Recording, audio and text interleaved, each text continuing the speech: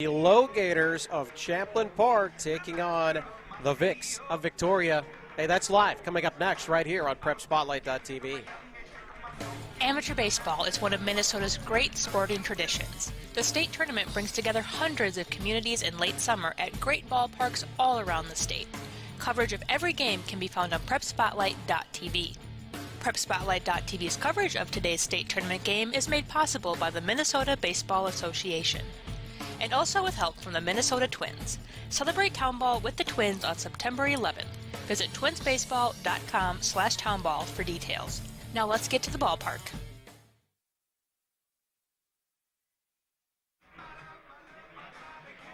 Hey everybody, and welcome to Hamburg, home of the Hawks, host once again to the state amateur baseball tournament. I am Eric Murphy on the call here. Brian Carlson on camera. It's game 3 of the Class B second round in the bracket here. And we've got Champlin and Victoria right now on PrepSpotlight.tv as the Gators of Champlin Park take the field. Let's talk a little bit about the matchup. The Vics of Victoria in the state tournament for the 4th consecutive season, 8th time overall. One title in club history, that coming in 2012. Victoria took out the Hamel Hawks 4-1 last week in round 1. Scored all 4 runs in the 3rd inning. Trey Cavello led the way with 3 hits. Riley Sweeney went 6 innings, surrendered just 3 hits, struck out 8 to get the win. Jack Garrison, impressive, striking out 7 batters to secure the 3-inning save. As for the LoGators, back for another tournament representing the Metro Mini, 32-14 overall out of Section 4. They went 11-3 in league play and making a 7th overall appearance in state, 6th time in a row for the LoGators in the big dance. They played in the best game we had here in Hamburg on opening weekend, a all-out pitchers duel. 1-0 victory over Hampton. In fact, Sam Riola had a no-hitter through 6 innings, ended up with a complete game 2-hit shutout, struck out 7. The hero in the lineup for the Gators was Ethan Mockey, who swatted a solo home run over the left field fence in the 7th inning. A tremendous ball game.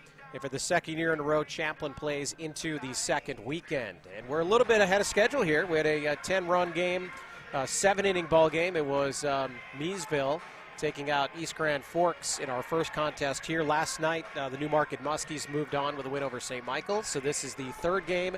And then after us, it's scheduled for Chanhassen and Rochester. Should be a great one under the lights here at Hamburg. So Victoria, the road team in the red uniforms, blue hats, red brims. They'll lead things off. Cole Sweeney, the second baseman, followed by Joey Costello. Then Carter Schmid, Matt Dolan, John Layton, Jared Davidson, Trey Cavello, Hunter Even, and Mitch Olson. That is your Vics lineup, a group that comes in confident and ready to take on Champlin. And Champlin, one of the picks here to make a serious run at dethroning the Chanhassen Redbirds, who are going for an unprecedented 4th straight Class B state title. And you're going to see Sam Riola go to work here.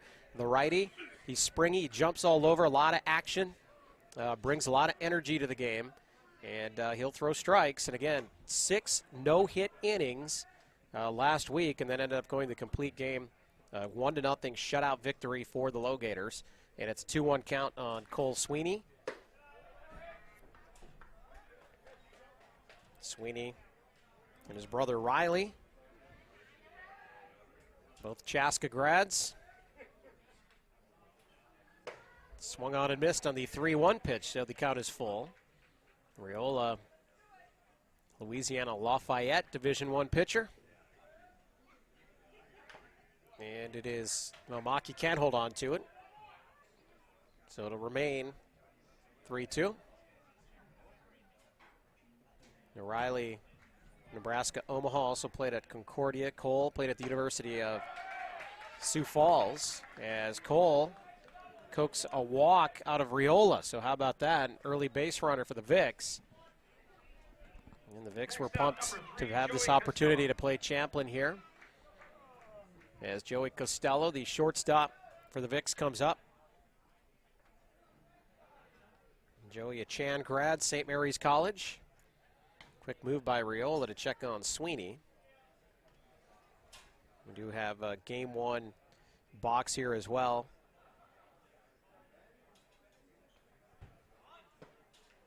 Now it's Mockey throwing down to keep Sweeney close, so Sweeney is drawing some attention.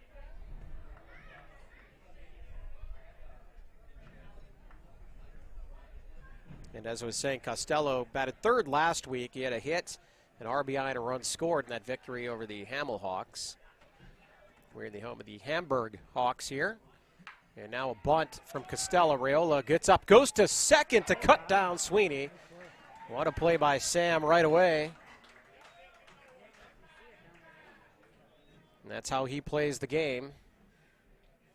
So fielder's choice for Joey Costello. That'll bring up Carter Schmidt, the center fielder. Carter, another Chaska graduate, played at Concordia St. Paul. And he batted second last week, 1 for 5 with a run scored.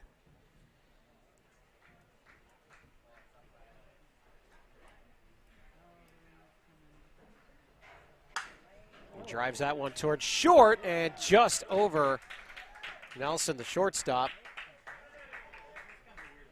Well, Bryce made a good play on that, but a broken bat single, one-out single for Carter Schmidt. And we've got runners on first and second with 1 out. So a little rally early on in this contest First baseman, number against 23, Raiola. A good pitcher out there like that. Getting off to a good start, imperative. So Sam's got to deal with the traffic on the bases now. His first pitch to the number 4 hitter, Matt Dolan, is high for ball 1. So Dolan, an Eden Prairie graduate, former St. Thomas player. Dolan last week, RBI in that win. So the middle of the lineup, the heart of the lineup, I should say, getting it done for the Vicks in that Game 1 victory. In the top half of the bracket, it'll be Meesville, Newmarket tomorrow. And the winner of this game plays the winner of our nightcapper between Chanhassen and Rochester. So Raiola falls behind 2-0 here to Dolan. Big opportunity early for the Vicks. Drops that one over the inside corner, 2-1 the count.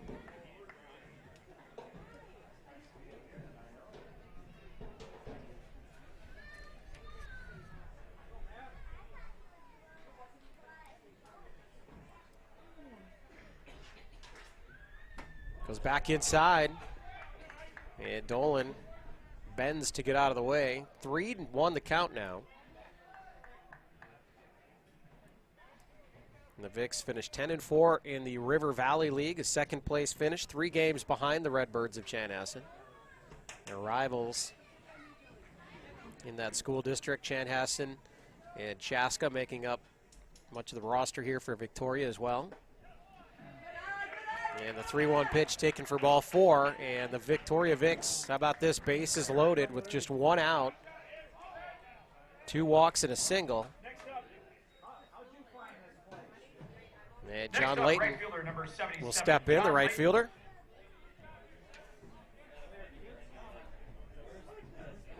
And Layton, another Chanhassen graduate. Great player a few years back in Legion Ball. Played his college at Missouri Southern and Southwest Minnesota State. As Maki and Raiola are going to have a little conference here, trying to work things out. As Sam, a little bit of a pickle, so this is not something we saw last week against Hampton. He held that Cardinals lineup in check. Pitching the shutout, 9-inning complete game victory. First pitch to Layton, swung on and missed.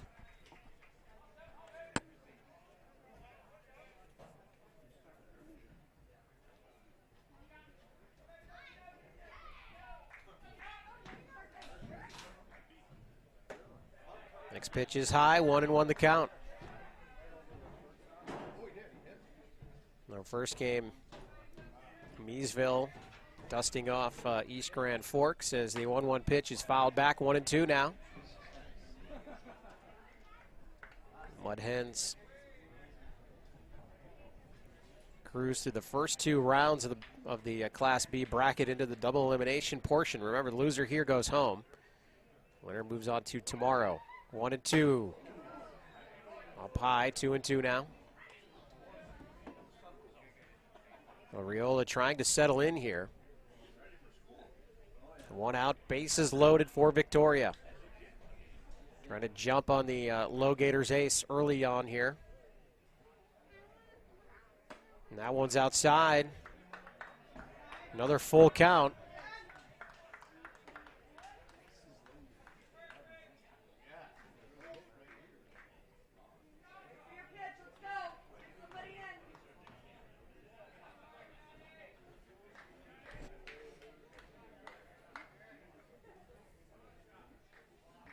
Three-two pitch. Ball four. He walks in a run. 3 walks for Riola. So control an issue. And an RBI for Layton as Joey Costello scores. And it's still bases loaded. It's still just 1 out. 18, Jarrett Davidson. And that'll bring up the catcher, Jarrett Davidson.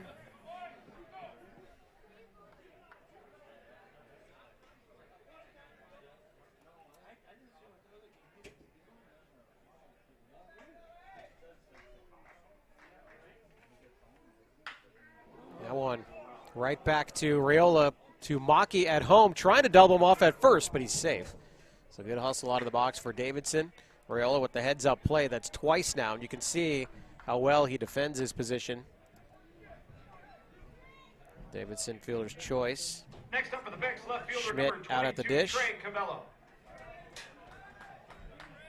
And by no means out of the woods yet, as Riola still has bases loaded, and now faces Trey Cavello, the 7th hitter in the lineup, playing left field for Victoria. First pitch to Trey, taken for a strike. Trey, Holy Family graduate, played at St. John's. And Trey with 3 hits to lead the way in that Game 1 victory over Hamel. Trying to stay hot here in the tournament, and a big spot, swings and misses. That ball was low and in the dirt. Riola will take that one for sure. So now 0-2 the count. 2 outs, bases loaded. Victoria with a run in already. Trying to inflict further damage here on the ace of the LoGators. 0-2 pitch. Going right after him, strike 3. Riola gets out of the big jam, but Victoria is on the board. 1-0 Vicks as we head to the bottom of 1 live on PrepSpotlight.tv. Nobody does high school sports like PrepSpotlight.tv. Your home for Minnesota State tournament action is also where you can find the best weekly action during the regular season in 2021. We make it easy to be a high school sports fan at PrepSpotlight.tv.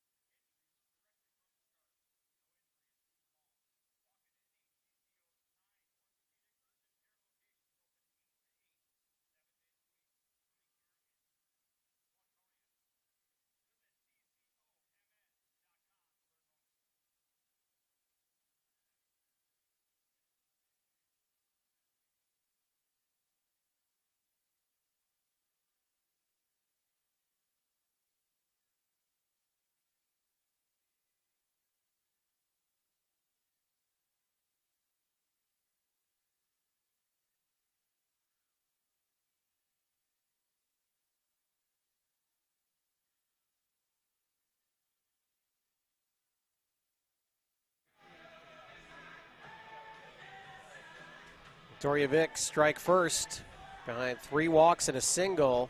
A 1-0 lead heading to the bottom of the first inning. Champlin LoGators coming to the plate. It'll be Sam Riola leading things off, then Jack Puder, Ethan Maki, Jeff Hoyer, Ryan Bruns, Bryce Nelson in the 6th spot, Reed Connolly, then John Koenig and Derek Heldman in the 9 hole. And they will be facing Riley Sweeney. Riley went 6 innings last week. Surrendered just 3 hits, struck out 8 batters. So again, the former Chaska Hawk was solid in round 1. So he pitched the first 6. Then Jack Garrison cleaned things up with 7 strikeouts in 3 innings. So pitching strong here again today for both sides. Victoria loaded up, and they surrendered just that 1 run against Hamel last week.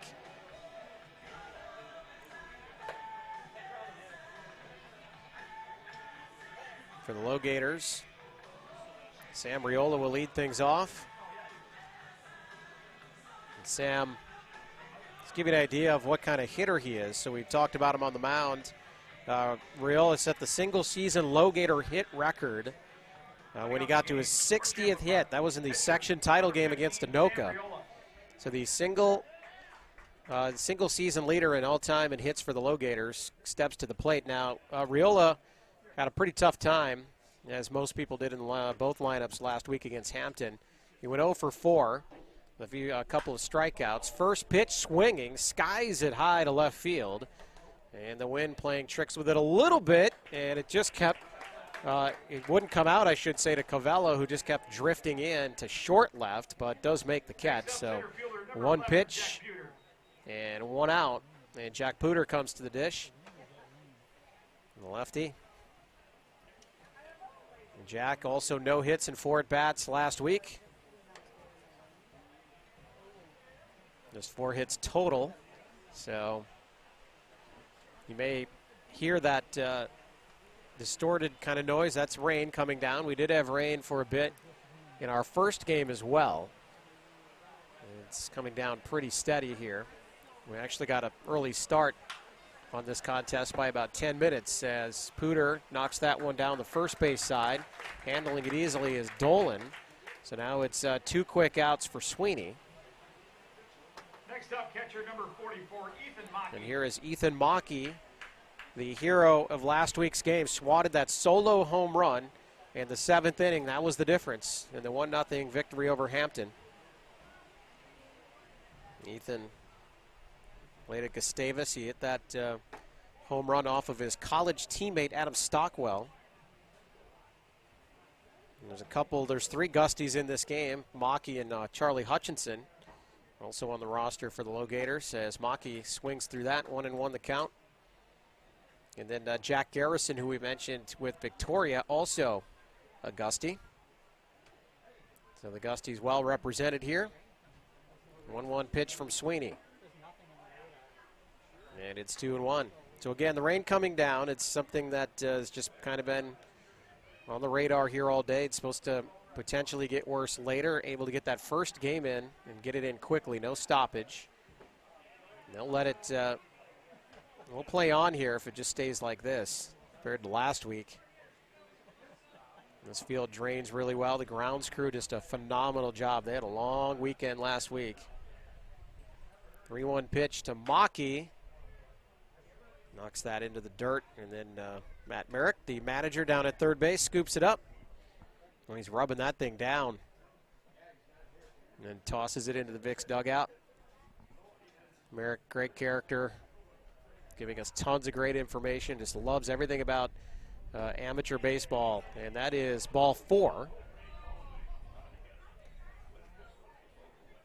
Jared Davidson thought maybe that was strike 3. But the LoGators have their first base runner of the game, and it's a base on balls. Our 4th walk here already in this game. 3 from Riola in the first inning, and now Sweeney issuing the walk to Mockey. That brings up Jeff Hoyer.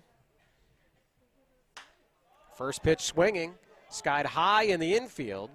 Camping underneath that one is Cole Sweeney at second. So Riley, his brother, breezes through the bottom half of the inning, and after 1, it's Victoria with a 1-0 lead. Celebrate the end of the 2021 Town Ball season. Join your teammates, rivals, and ball fans from around the state at the Twins game on September 11th. Special ticket pricing for Town Ball players and fans. Salutes to the newly crowned champs and a very fun night at the ballpark. Order your tickets at twinsbaseball.com/townball and wear your town's team colors to Target Field on September 11th.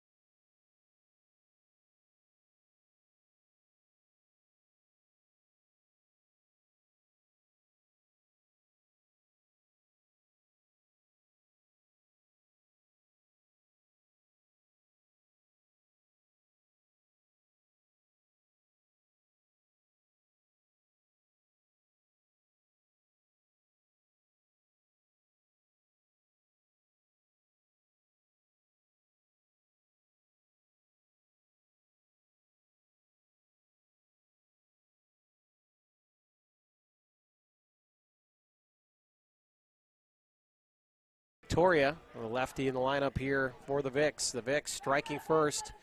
Just one hit, but 3 walks issued from Riola. And it's strike 1 to even. Even is the 8th batter in the order, followed by the DH Mitch Olson. Then we'll flip the lineup back to Cole Sweeney. Swung on a miss, 0-2.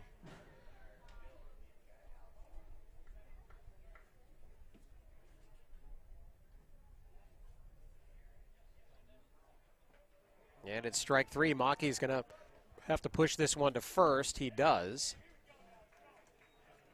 Without any troubles. Next up, DH Big number man 16, Reed Conley Mitch over there to receive it. And a strikeout on just 3 pitches to open things up in the second. So Mitch Olson, the DH, comes up.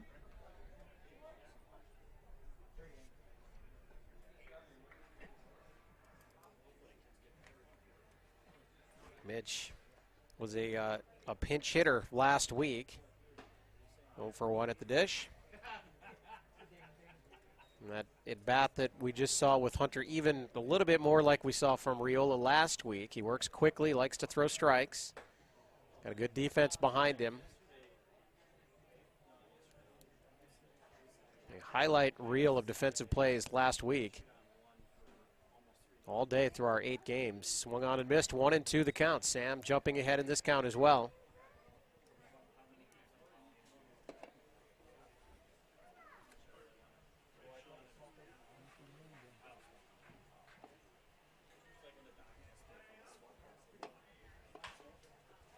That one hangs tough as it's fouled off.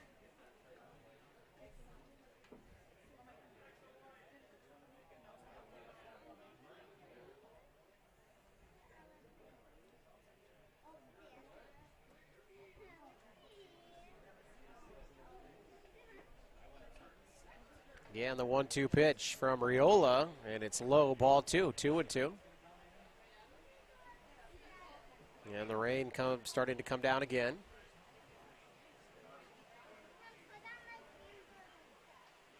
We'll just play through it if it's like this. That one spoiled to second. Takes kind of an odd bounce, and he's safe at first. Oh, they call him out.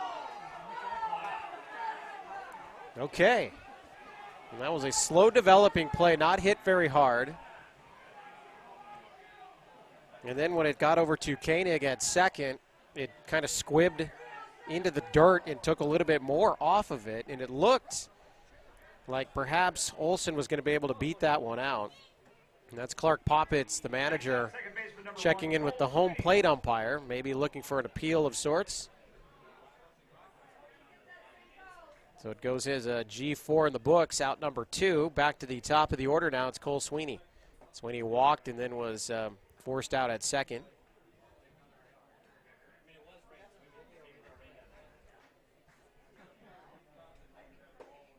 And then quickly, 2-strike count here on Sweeney.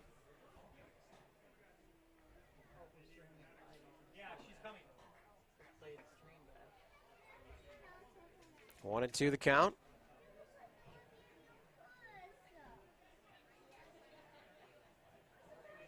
Riola continues to move quickly. 1-2 pitch. Swung on and missed. Maki with the tag.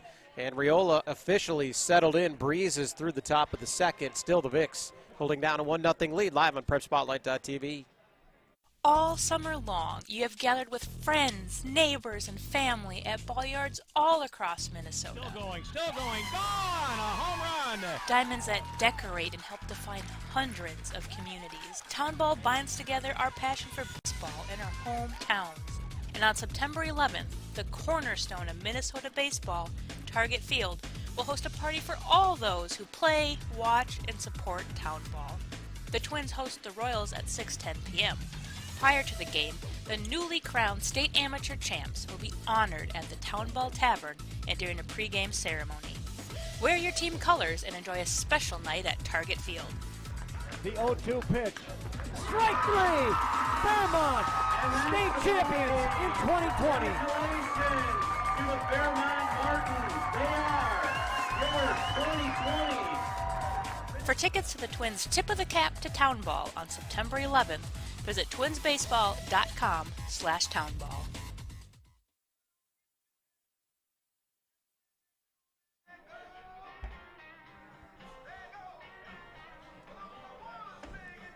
The Vics staking their starter Riley Sweeney to a 1-0 lead as he works through the first time through this Champlin LoGator lineup. Issued just one walk in the first inning, and now it's the number 5 hitter Ryan Bruns. Bruns, Saints Scholastica. Bruns 0 for 3. I mentioned just 4 hits for the LoGators lineup last week, but with Riola dealing on the other side, that's all they needed. As the first pitch hits Bruns. And just like that, Champlin with another base runner. Now it's Bryce Nelson, the shortstop. Bryce 0 for 2 with a walk last week.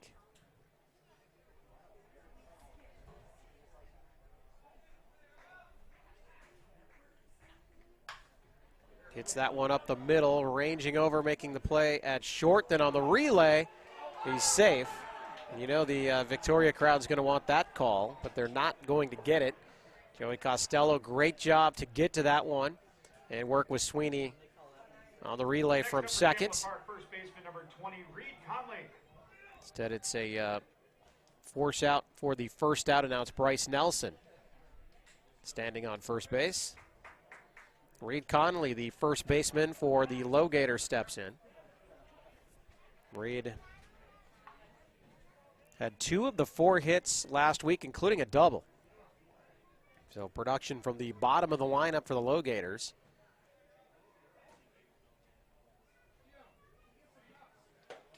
Sweeney working that inside corner. It's looked off. 1-0 the count. So with the week off in between first and second rounds, teams able to throw their aces in many occasions again. Expecting the low-scoring contest, although we had 12 runs from Meesville in that first game as Costello goes back and makes another nice play at short. The pop-up from Connolly, so there's 2 outs now. Number 16, John Koenig, the second baseman.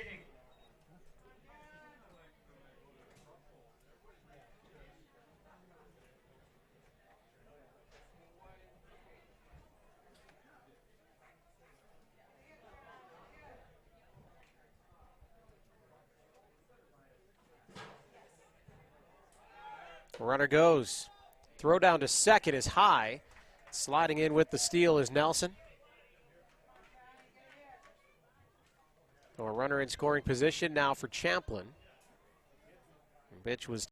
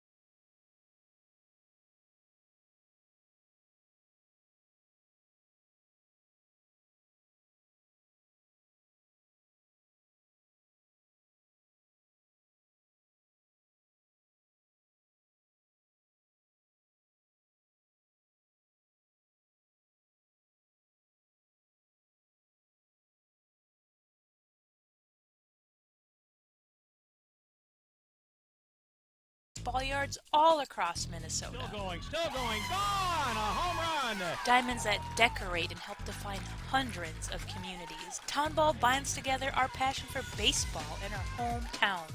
And on September 11th, the cornerstone of Minnesota baseball, Target Field, will host a party for all those who play, watch, and support Town Ball. The Twins host the Royals at 6:10 p.m. Prior to the game, the newly crowned state amateur champs will be honored at the Town Ball Tavern and during a pregame ceremony. Wear your team colors and enjoy.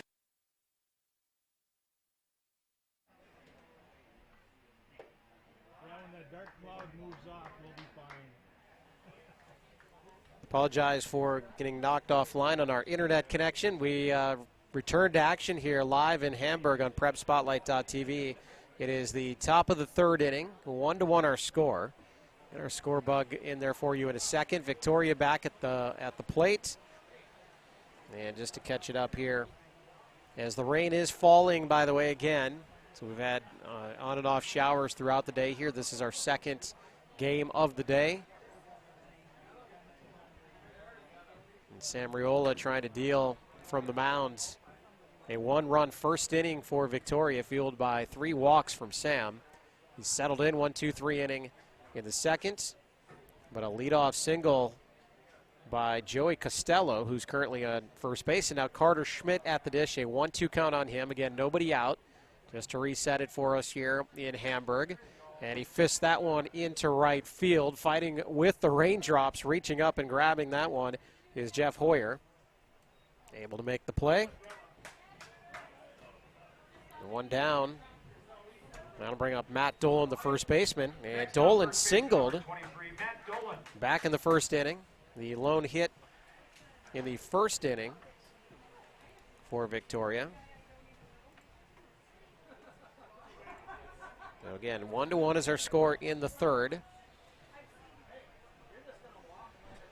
It's one of those deals. The sun is out, but it's raining.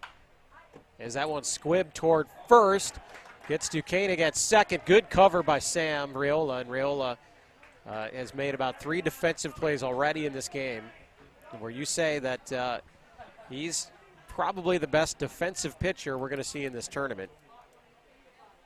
Very, very good defensive pitcher, and gets over to first base quickly to get that out. Moving down to second on the play is Costello, and that brings up John Layton, who walked, an RBI walk, and now the skies absolutely open up.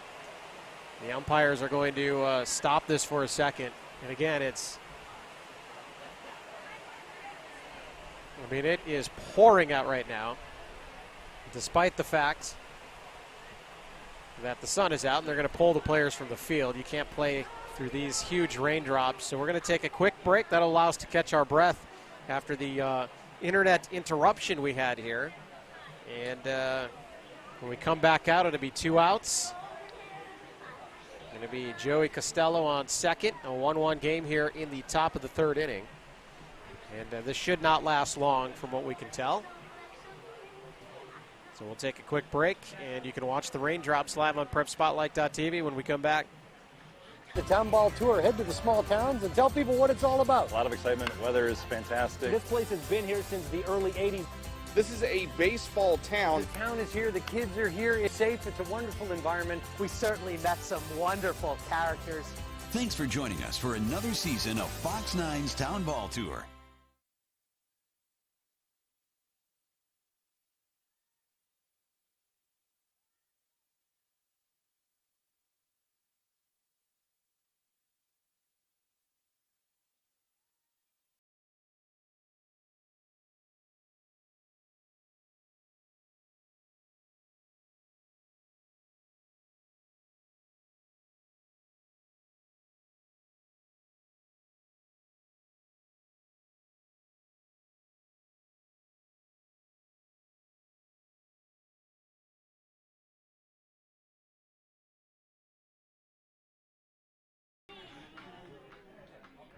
The Minnesota Amateur Baseball Hall of Fame Board is pleased to announce the inductees for the inaugural Glenn Carlson Award. This award is given to individuals whose work, actions, and continued promotion have brought outstanding positive recognition to amateur baseball in Minnesota. This year's winners are Lori Dolan from Milroy, Herman Lensing from Greenwald, and Herb Schaefer from New Ulm. Hall of Fame inductees. The Minnesota Amateur Baseball Hall of Fame Board is pleased to announce these Hall of Fame inductees for 2021. Alvin Funk from Buckman, Joe Gross from Waterville, Fred Roofs from Mankato, Louis Grotman from Plato, Steve Rader from Rolling Stone, John Seifert from Chaska, and Dwight Wolbotney from Ashby. The induction banquet will take place on Saturday, September 18th at the Rivers Edge Convention Center in St. Cloud, home of the Minnesota Amateur Baseball Hall of Fame. For ticket information and more, visit the Hall of Fame website, mnamateurBaseballHOF.com.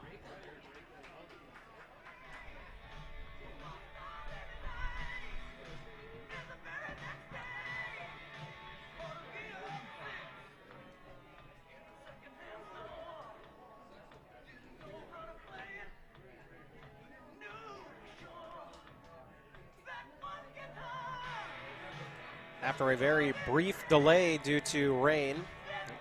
As we mentioned, the sun is actually shining here in Hamburg, but the skies absolutely opened up for a very quick, albeit very heavy shower. They pulled the teams.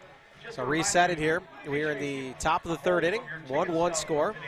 And a runner on second, it's Joey Costello, who led off with a single to start this inning and moved over to second base on the ground out for Matt Dolan. Sam Riola, the pitcher for Champlin, coming off stellar performance, 9-inning shutout, complete game shutout victory in round one. Trying to navigate his way through this Vicks lineup. Issued 3 walks in the first inning. Vicks jumped on him then, and Champlin has since battled back, but the Vicks are threatening again. John Layton, who had the RBI walk back in the first inning, bases loaded, and he took ball 4, put the Vicks on the board. So first pitch is ball 1. Oriole is going to try to bear down here after the brief delay. The 1-1 count. You can see the field still glistening with that rain after the shower. They checked the batter's box quick. They actually came out looking like they might throw the tarp on, but it just stopped raining. Snap of a finger.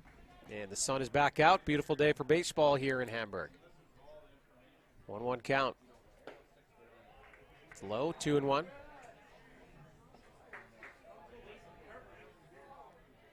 They're everything that dealt with on Friday night and Sunday night last week. Do everything we can to just keep these games moving along. 2-1. A pitch from Riola. It's ball 3. So Sam trying to find a sweet spot in the strike zone right now.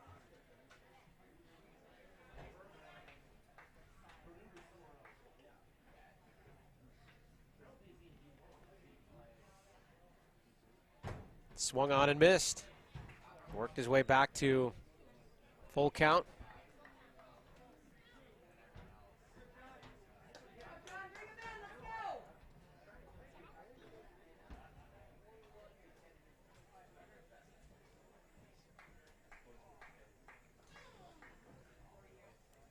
Three-two pitch. Strike 3 called as Riola will walk off. And he holds the Vicks off the board in the third. We'll take a break. Bottom 3 coming up. We're tied up here in Hamburg.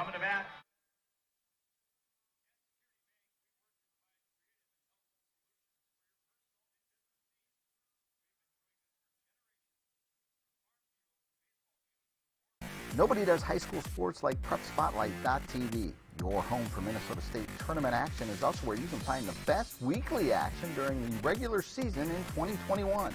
We make it easy to be a high school sports fan at PrepSpotlight.tv.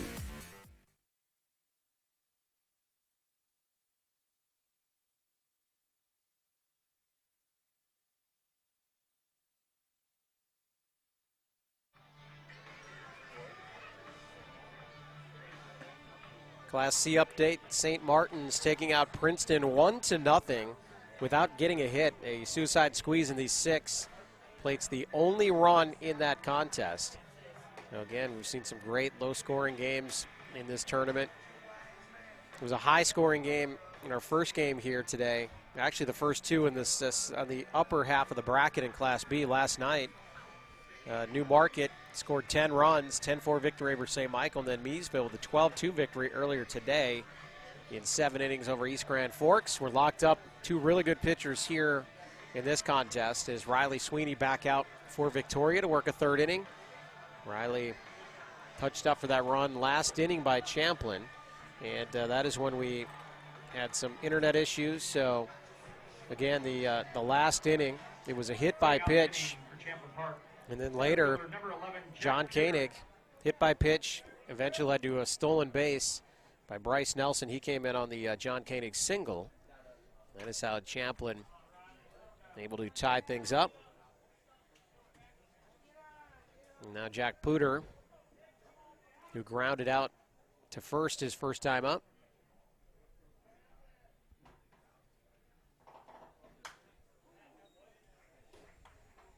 I mentioned Sweeney, starting pitcher in last week's victory over the Hamel Hawks.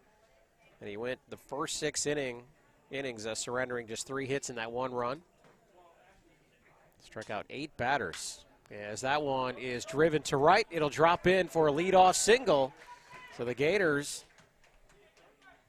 back-to-back innings, get their leadoff man on. That'll bring up Ethan Mackey.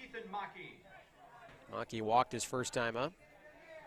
Mackey showing that home run power in the first game. The solo home run, the difference in their 1-0 victory over Hampton. And one of only 2 home runs that we had in 8 games last week here in Hamburg. Not a home run hitting park by any means, as Mackey comes up swinging here, fouls it off. 0-1 the count.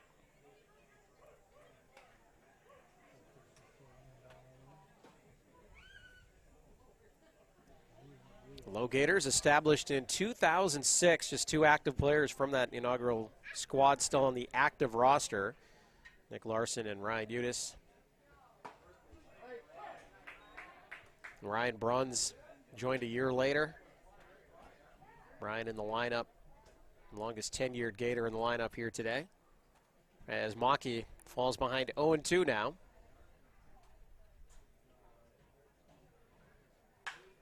Swats that one to the gap in right. It's tailing, and it's going to be hard to get to. The diving play cannot be made, so Mackey heading for second. Holding at third base is Pooter, and the LoGators are in business. They're going to give him a double. Big Ethan Mackey anchoring that lineup from the 3 spot. A double, runners on second and third for Hoyer. Next up for the LoGators, right fielder number 0, Jeff Hoyer. Good effort from Carter Schmidt out there in center field, but not able to come up with the catch.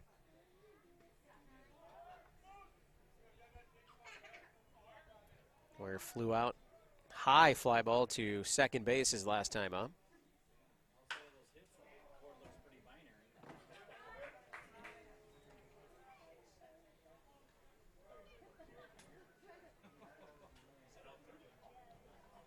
I mentioned the home run ball.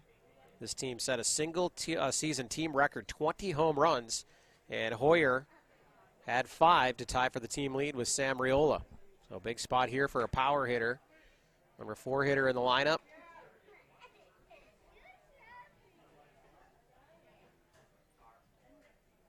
One the count.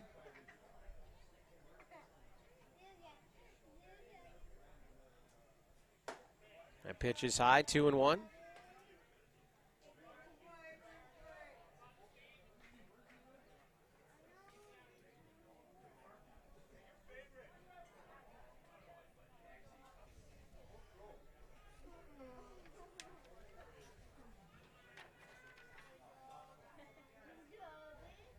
Swung on and missed. Count is even, 2-2.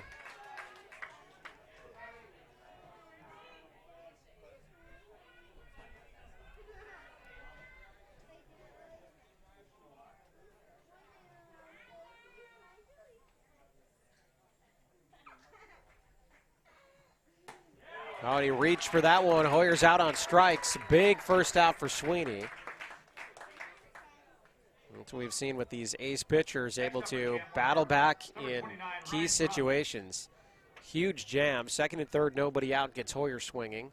Now 1 out, and here is Bruns, the veteran. Ryan hit by that pitch to lead off last inning. He was eventually forced out, but Bryce Nelson, who got on that force, a little more speed on the bases, stole the base, and eventually scored on a single from Koenig.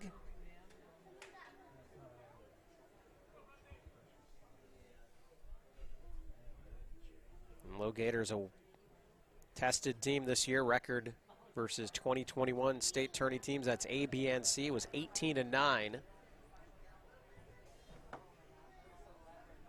0-1 pitch. Big spot here, and that one is drilled into left field. It's going to be caught on a nice play, but it will play to run as Pooter tags and scores from third. No, they appeal to third, and the out is called. They say Pooter left too early. And now Merrick is going to argue the call at home. Merrick is going to argue the call, and he's still arguing. He's the third base coach as well, and he just cannot believe it. He wants them to talk it over here.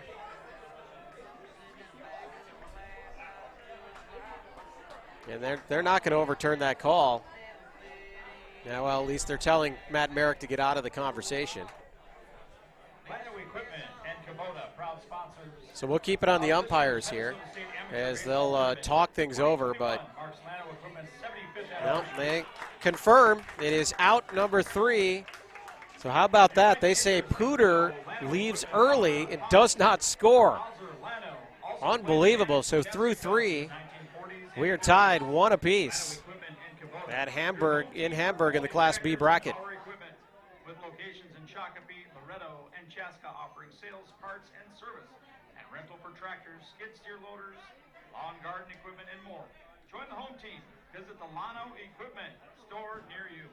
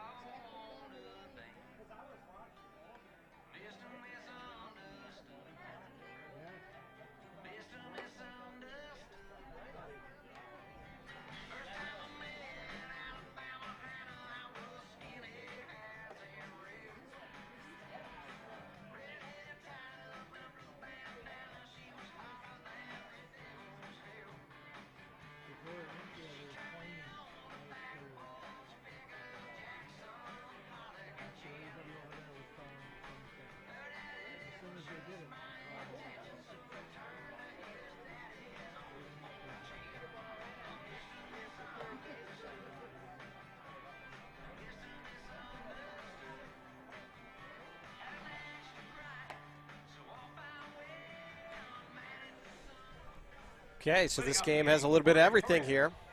Number 18, Jared Davidson. And the most recent addition, the end of the bottom of the 3rd inning, runners on 2nd and 3rd. Remember, it was 2nd and 3rd with nobody out for Champlin. Riley Sweeney gets a big strikeout, and then Ryan Bruns rakes one to left. Great play out there by Trey Costello, so let's give it up to Trey making the play out there. And then Jack Pooter was on 3rd. Should have been an easy score. He trotted in, but they say he left early. They appealed to 3rd. Umpires said he left early, and that was out number 3. So the game remains locked at 1 apiece here as we head to the 4th inning. And now the Vicks will go to work here against Sam Riola. It is Jared Davidson, the catcher. Fielder's choice his first time up in the 1st inning. 2-1 the count now. We've had plays out here that have been contested. Both managers have gotten their words in here. The umpire and crew.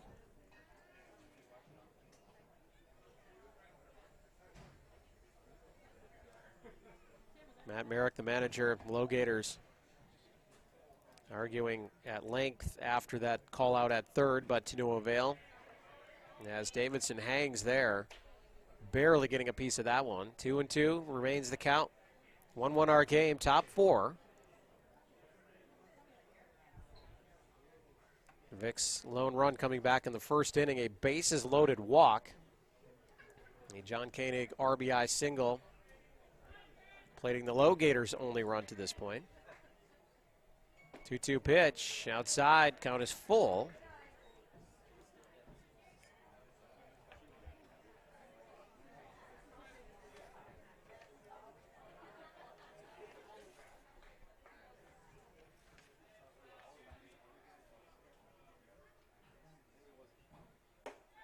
And it's another walk. The patience of this Vicks lineup paying off so far. Now batting for the Vicks, left fielder number 22, Trey Cavello.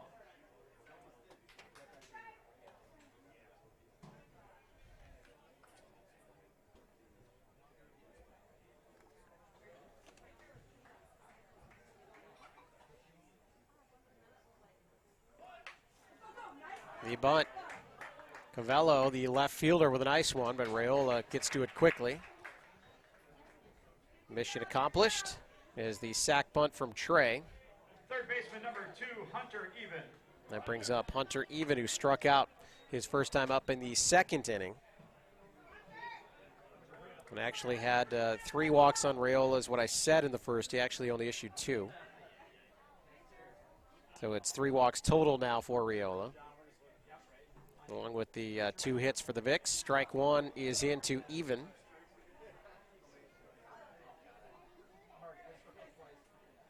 Under a .241 average prior to the state tournament.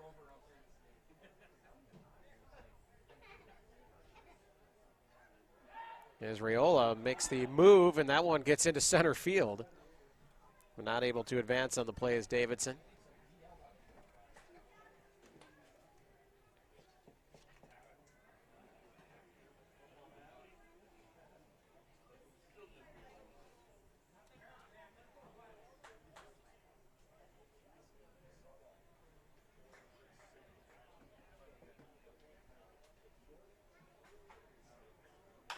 One curves in there, and that could be an RBI.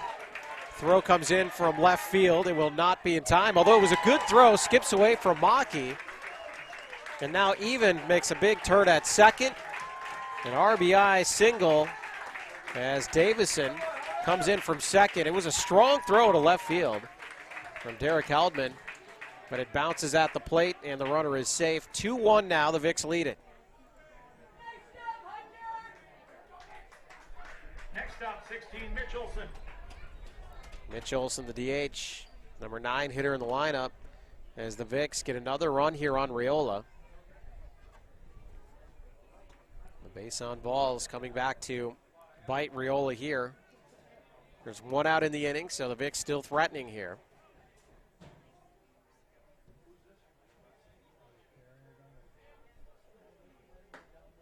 Remember, the turn of events as Pooter was called out at third. It would have been 2 outs. They still would have had a runner in scoring position. And they would have had a 2-1 lead. Instead, they get nothing. And the Vicks taking advantage of the opportunity here in the top of the 4th inning. As Olson swings through that pitch, 1-1 the count.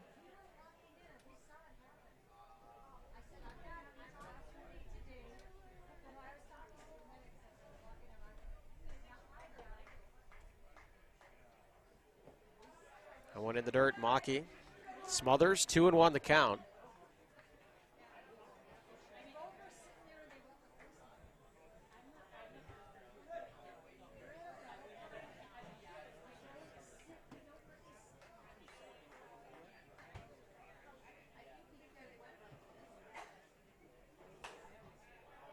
Two and two now.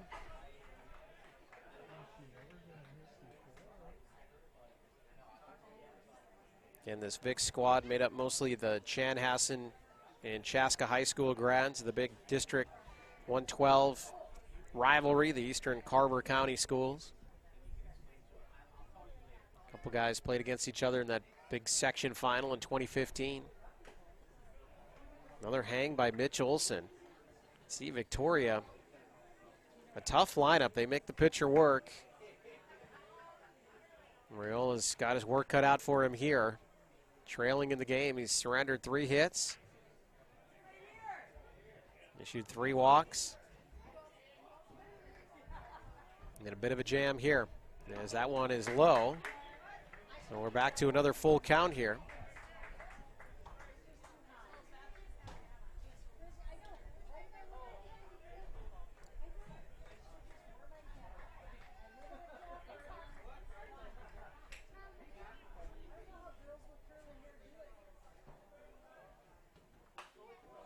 Again, Olson hangs.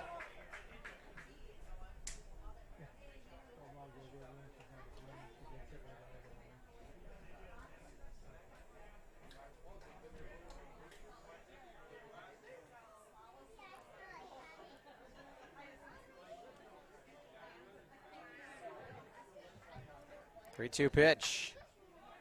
High into the infield. Calling for it is Raiola. And he easily makes that grab, and now throws the ball toward the mound, and wisely taking third place is Hunter Even. So here you go. A little mental mishap here now from the starting pitcher for the LoGators. See, we thought there were 2 outs. Olson's high fly ball. Riola thought there were 2 outs, so he threw the ball back toward the mound. Heads up play by Hunter Even to take third base. Now it's Cole Sweeney back to the top of the lineup. Sweeney has walked and struck out so far in this game. First pitch swinging, knocks it near right field. Meandering over into the area, reaching up and making the catch is Hoyer. So Riola does end up getting out of the inning. But 1 run in the top of the 4th, and the Vicks reclaim a 1-run lead. Celebrate the end of the 2021 Town Ball season. Join your teammates, rivals, and ball fans from around the state at the Twins game on September 11th. Special ticket pricing for Town Ball players and fans. Salutes to the newly crowned champs and a very fun night at the ballpark. Order your tickets at twinsbaseball.com/townball and wear your town's team colors to Target Field on September 11th.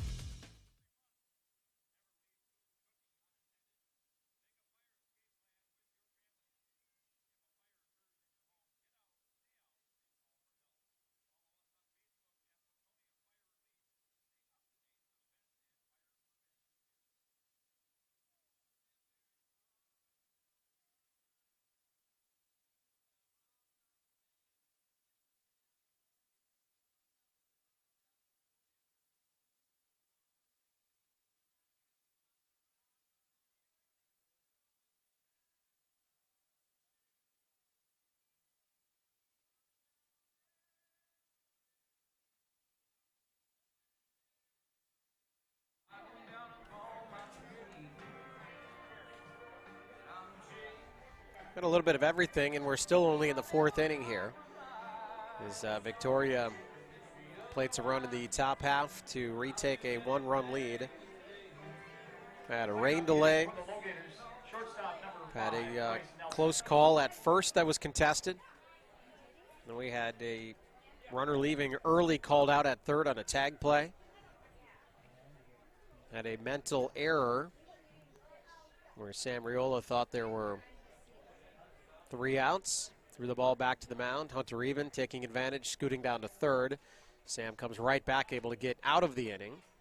But just a little bit of everything here. This mid-afternoon contest in the Class B bracket. Live on PrepSpotlight.tv. We're in Hamburg. Winner of this contest gets the winner of our nightcap between Chanhassen and Rochester. And again, rain in the forecast, on and off all day. I think later supposed to rain heavier. We shall see. As this game actually got started early, but then obviously the short rain delay puts us right back to close to being on schedule as Riley Sweeney gets Bryce Nelson to ground out to start things off. Next up, 20. And Reed Conley will come to the plate. Reed flew out his first time up.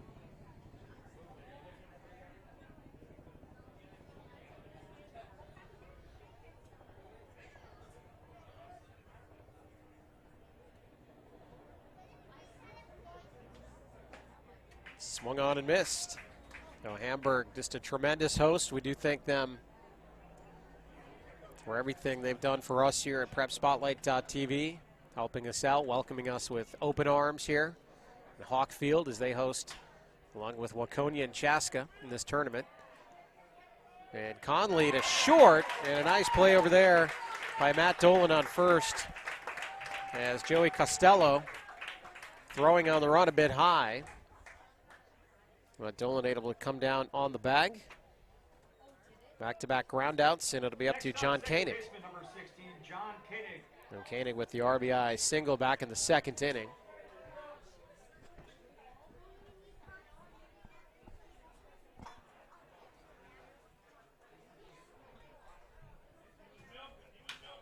Wraps that one right to Dolan on the first pitch. Dolan handles it easily, and Sweeney cruises through the bottom of the 4th inning. Vicks holding down the 2-1 lead. 3 up, 3 down. All summer long, you have gathered with friends, neighbors, and family at ball yards all across Minnesota. Still going, gone, a home run. Diamonds that decorate and help define hundreds of communities. Town Ball binds together our passion for baseball in our hometowns. And on September 11th, the cornerstone of Minnesota baseball, Target Field, will host a party for all those who play, watch, and support Town Ball. The Twins host the Royals at 6:10 p.m. Prior to the game, the newly crowned state amateur champs will be honored at the Town Ball Tavern and during a pregame ceremony. Wear your team colors and enjoy a special night at Target Field. The 0-2 pitch. Strike three! Fairmont, state champions in 2020. Congratulations to the Fairmont Martins. They are your 2020. For tickets to the Twins' Tip of the Cap to Town Ball on September 11th, visit twinsbaseball.com/townball.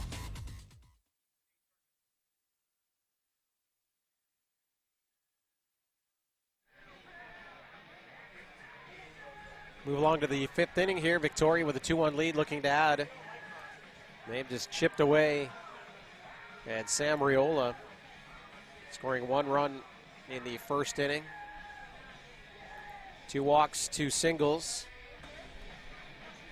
And then last inning, a walk and a hit for the Vicks. It'll be Joey Costello leading things off. Joey up for the 3rd time already in this game, and fielder's choice and a single. So 1 and 2 for Joey.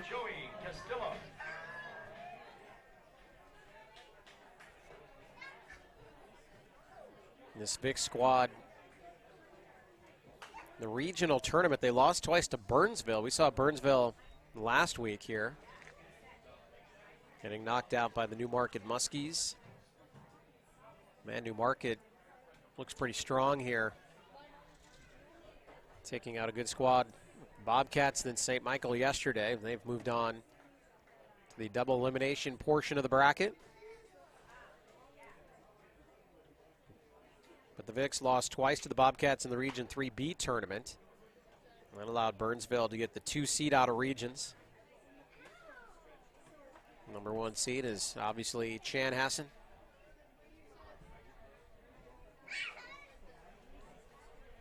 No 2 count here on Costello.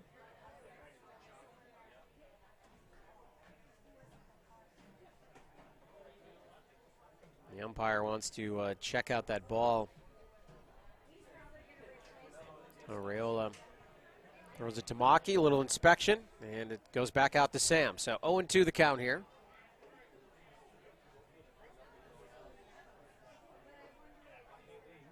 And Raiola delivers. It is low, 1-2.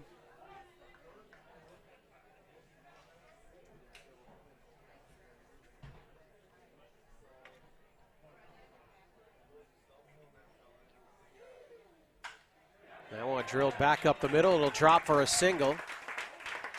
As Pooter scoops it up, throws it back in. A leadoff hit in the 5th inning. Next up for the Vicks, center fielder number 5, Carter Schmidt. The Vicks now with 4 hits. So Champlin and Victoria with 4 hits in this contest.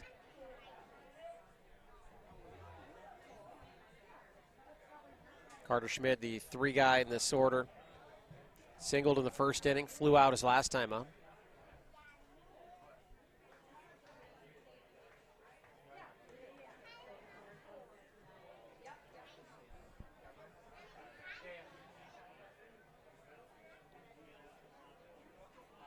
Shows bunt, then pulls it back, pitches high, 1-0 the count.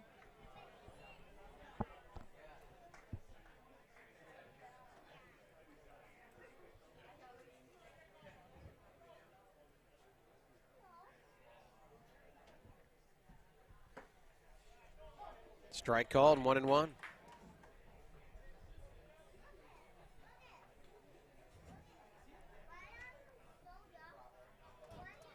Raiola among the wins leaders this year in the Metro Mini with 7 victories.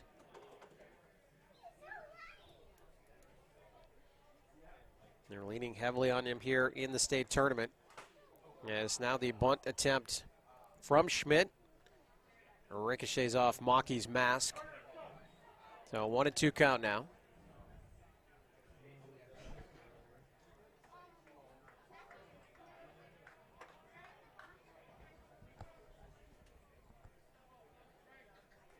Raiola started out the spring season as the starting shortstop at Louisiana Lafayette, so great athlete. Mentioned his fielding prowess.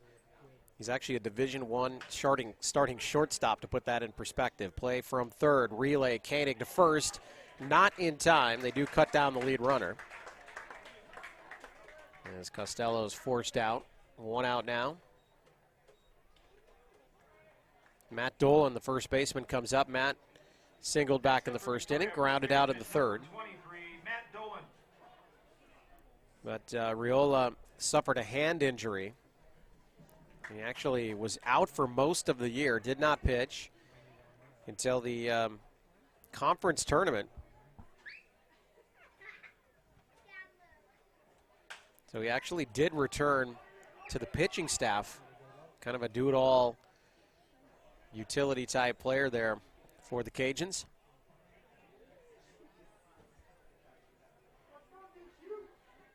Mentioned his 7 wins among the league leaders in Metro Mini. Also led the league in hits, batting average, slugging percentage. Really good player, and again, trying to work out of things here. Keep his team within striking distance. 0-2 count quickly here on Matt Dolan.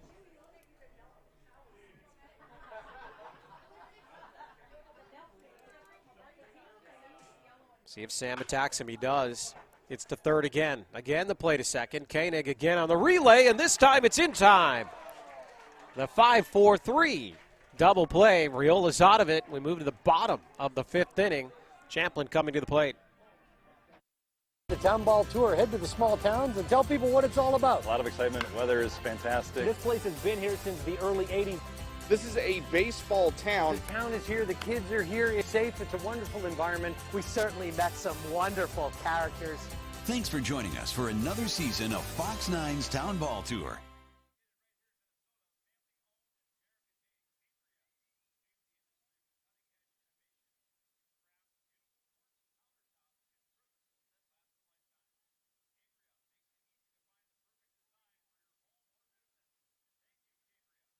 Make every project a home run from start to finish. Learn more at GabrielUSA.com.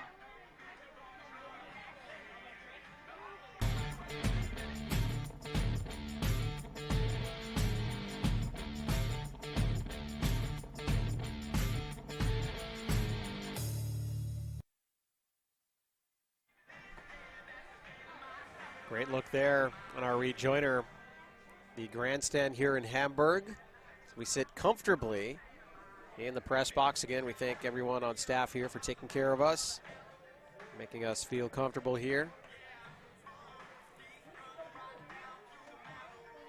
Our 8 games last weekend through several rain delays. So far, just one short, probably about a 5-minute delay here today. So nothing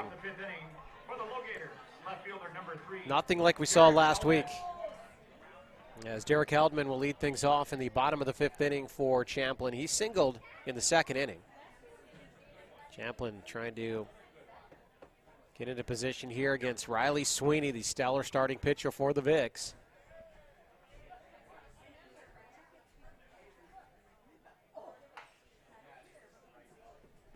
And Heldman trying to bunt his way on. That one goes foul.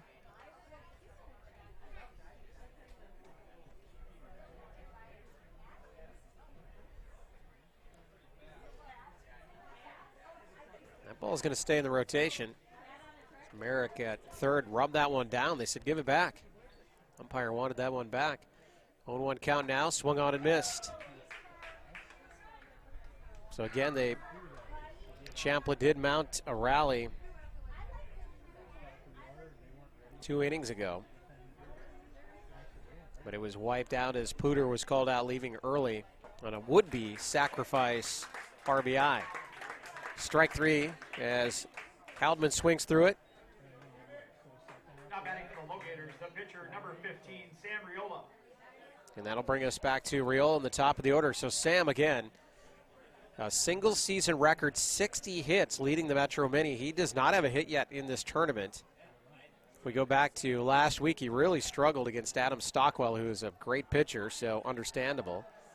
But Riola trying to dig in and get something going in the lineup. He is 0 for 6 in the tournament. He is going up, taking his hacks as that one is fouled away, 0-1.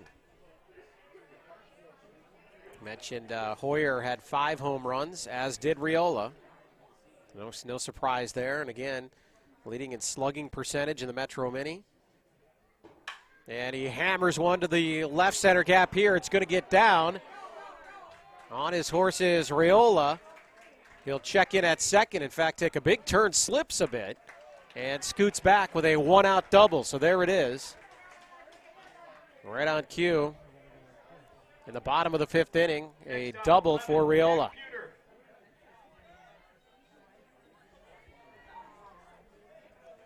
Jack Puder now to the dish. Again, Jack, he singled his last time up, and I still have it in my scorebook as a score, but then had to go back, exit out, and put out number 3 as he was tagging up at third on the would-be sacrifice fly from Ryan Bruns. When he was deemed to have left early and called out at third. Now an opportunity to knock in a run as Riola draws a throw, and it doesn't get into center field enough. That throw from Davison. Riola was dancing way off the base. That's what, again, Sam is always moving. A lot of energy out there. Drew the attention to Davidson there. And it's a 1-0 count, by the way. Sweeney to Puder. 1-0 pitch. Swung on and missed.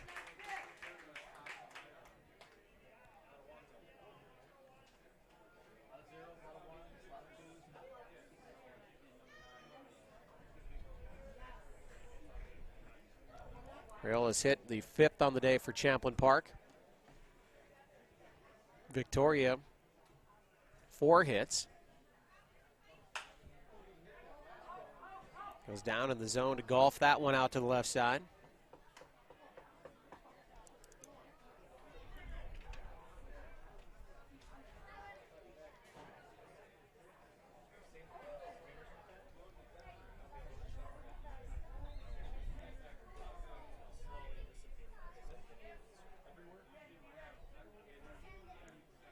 That one right back up the middle. Riola paused initially. Now they want to hold him at third. A huge turn. So Davidson has to get in front of it, knock it down, and wisely on the play, Puder scoots to second, second and third. 1 out. Champlin back in business. So Riola had to pause ever so slightly. Number 44, Ethan Maki. As Puder knocked that one into center field. If he had run right on contact, obviously if there's 2 outs, he scores. But had to hold up just a bit, as that one was hit on a rope. And you never know, trying to figure out the depth of the outfielders. But a nice spot here for Ethan Maki now. He's officially 0 for 1. He walked in the first and then doubled in the third. Now the heart of the lineup for Champlin. Trying to draw blood here against Sweeney. And Maki hammers that one to left. It's sailing out of the park. Foul. For Maki. A big solo shot against Hampton. Over the left field wall last week. The lone run of the game. That one just a loud strike. 0-1 now.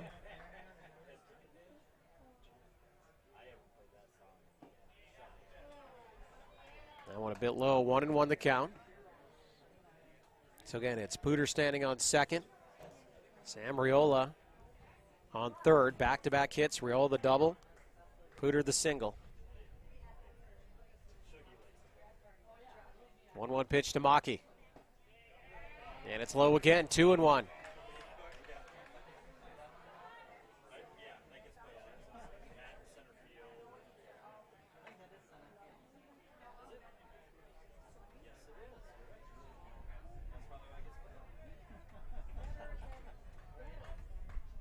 Two-one pitch in the dirt. Davidson gets in front of it.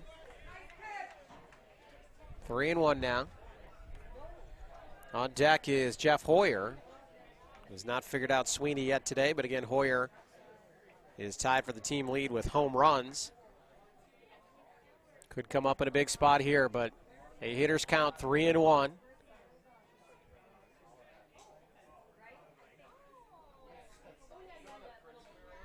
Oh, and Maki, well, that went off his bat, so a foul ball. That's a way to get a strike for Sweeney as that ball was inside. Maki just keeps the bat on the shoulder. He's standing on first, so big strike for Sweeney. Full count now.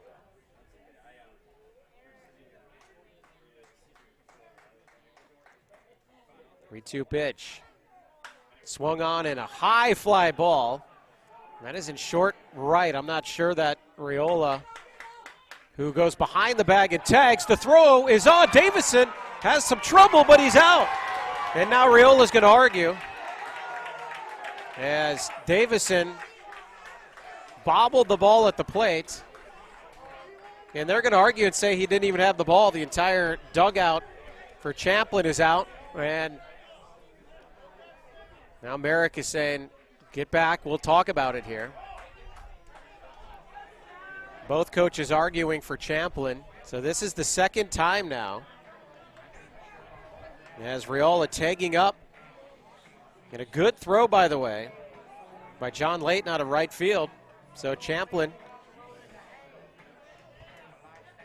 has yet another play where a would-be run is not scored. And we go through 5. It's 2-1, Victoria in the lead.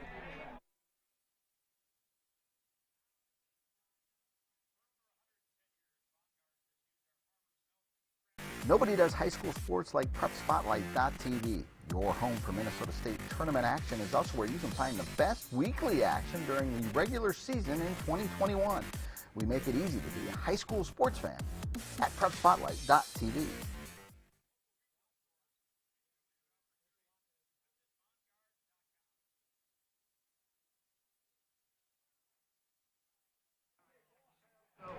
Hey, let's give a round of applause for that hardworking ground crew keeping this ball field in great shape. As the grounds crew works on the field, we're going to go to some highlights from earlier action in the state tournament. And enjoy, we'll be back with 6th-inning action right here live on PrepSpotlight.tv. Air freight catcher slaps one in the air to left. Carrying deep. Fleming to the fence, to the wall. Gone! A 3-run home run for Pierce. And that ball just kept carrying and carrying over the fence. And Air Freight's opened it up here in the 5th. And this one hit high and deep to left. This one way out of here. 6-0 Air Freight. A bomb by Cummings. Since then, a couple of ground outs to third. He hammers one high in the air to center field. Scallon back, has it measured. That's it! Air Freight Unlimited, your Class A state champions. They win their 21st game of the year. They dominate the championship game.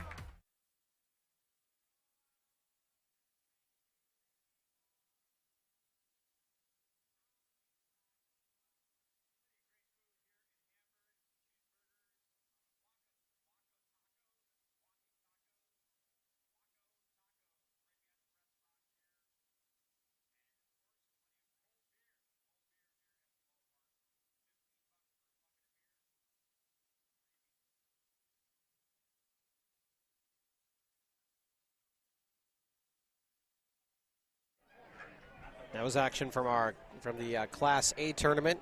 We aired here on PrepSpotlight.tv. We head to the 6th inning here in the Class B bracket in Hamburg. It is still 2-1 Victoria as they come to bat here in the top of the 6th. John Layton will lead things off. John, part of that play, another play that had the LoGators arguing with the home plate umpire. And just to reset it, it was 2nd and 3rd with 1 out. And Sam Riola, the pitcher, was on 3rd. Ethan Maki flied out to Layton and right. And, hey, John made a really nice throw to the dish. And Sam, obviously a good runner, but was out as far as the throw was concerned. But the ball was bobbled a bit by Jared Davidson. And Riola thought he got in there, as did the rest of the LoGators.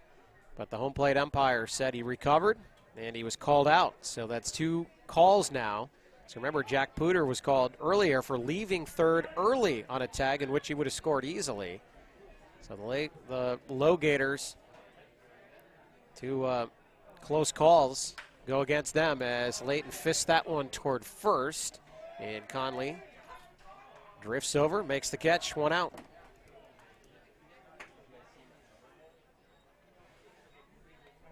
So all that, and Raiola and the LoGators down 2-1 on the scoreboard. And here is Davison. So Layton and Davison, the first two up, right after being involved in that defensive play. Raiola inside on the pitch. And Davidson walked his last time up, scored a run.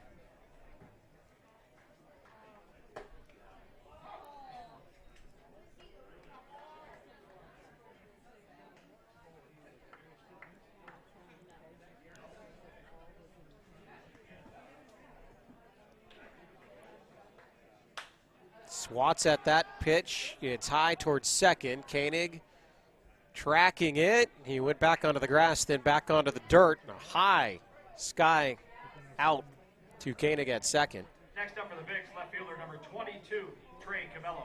And Trey Cavello up now. Trey struck out in the first, sacrifice bunt in the fourth.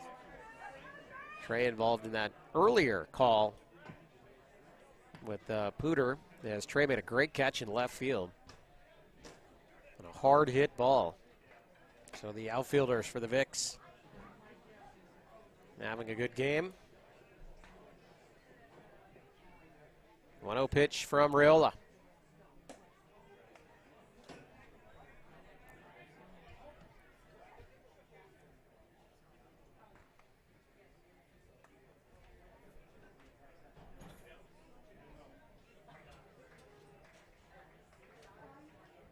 Two of the count. And it's outside 3-0. The LoGators come into the state tournament. They were ranked third coming in Class B. They won their first regular season Metro Mini title this year, as well as their first section title. Again, a program that was established in 2006 as Raiola just bounces that one up. 4-pitch walk to Cavello.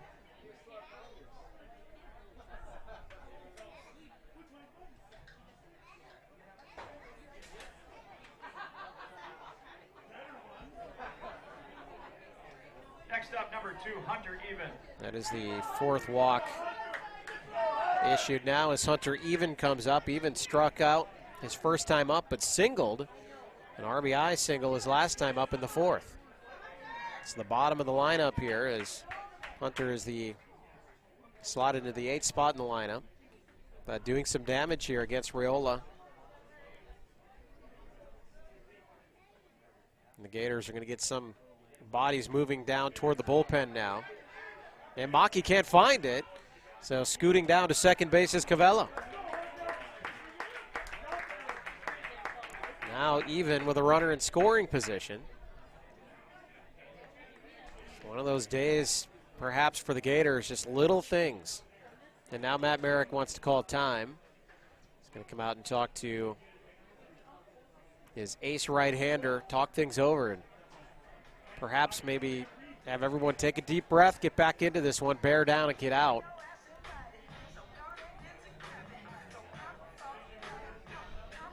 A lot has happened here in this contest. And as we know, baseball can be as much of a mental game as anything. And they don't necessarily agree with some of the calls that have gone against them.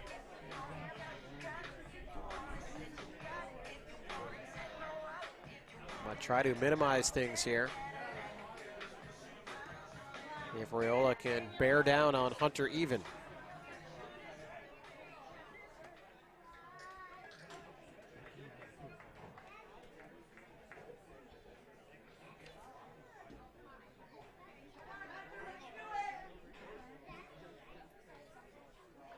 By the way, these two played last year in the first round of the state tournament. It was a 10-run victory for Champlin. 1-0 pitch to Even after the conference at the mound, and it gets away from Maki again.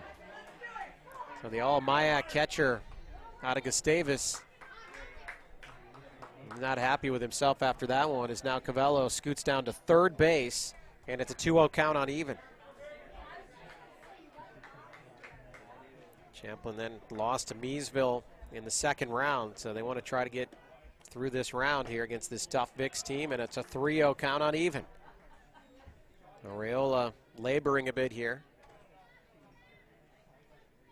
In fact, Champlin has never made it past the second round in the state tournament. 3-1 the count. Lost to Chan in 19, a 1-0 victory. Chan, of course, in the midst of their dynasty. 3-1 pitch, and it's tracked down nicely by Reed Conley. Snags that line drive. And a big out for the LoGators. Through 5.5, 2-1, Vicks lead it. LoGators will try to rally again here in the bottom of the sixth. For now, let's leave you with more town ball highlights here, featuring prior state tournament games live here on PrepSpotlight.tv. Here's a highlight package. We'll be back in the bottom of the sixth right after this. Top of the ninth. This one lined for a hit. They'll send the runner from second. And in standing up for the third run in the second of the inning.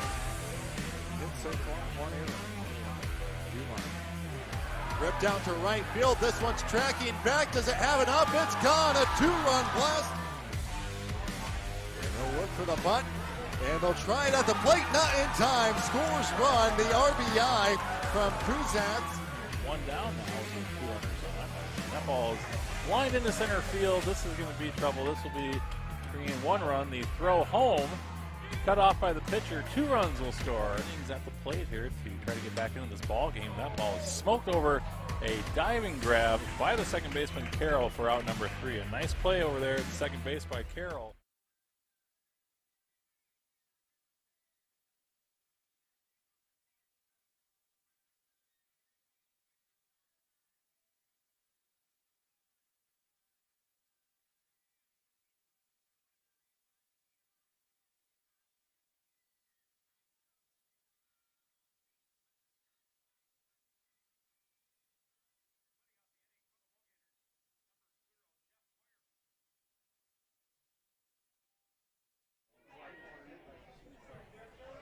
Jeff Hoyer leading us off here in the bottom of the sixth. The Vicks clinging to this 2-1 lead against Champlin. Champlin is out hit Victoria 6-4. Riley Sweeney back out for another inning of work. That first pitch golf to center field. Camping under it and grabbing it is Carter Schmidt. 1 pitch, 1 out. Ryan Bruns comes to the plate. Ryan Next up, third baseman number 29, reach first Ryan Bruns. after being hit in the second. And that line drive in the third that was snagged out there by Cavello. And then Jack Pooter tagging at third, deemed to leave early, called out. So a part of that play.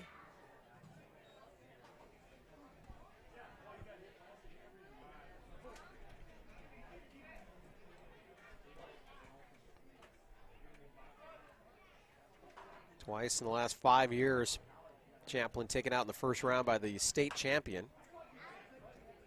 Many feel they can get into the next round, the double elimination portion of it, that they'll have as good a shot as anybody. Already got one of the favorites every year in Moorhead. The Brew Crew knocked out in the first round. And of course, we've got 3-time defending champion Chanhassen coming up later tonight here in Hamburg. That one fisted toward first. Dolan handles it. The line drive scoop to Sweeney, who handles it effortlessly, and it's 2 quick outs. Next up for Champlin Park, shortstop number 5, Bryce Nelson. Bryce Nelson, the shortstop, now up. Reached on a fielder's choice in the second, stole a base and scored. The lone run for Champlin so far.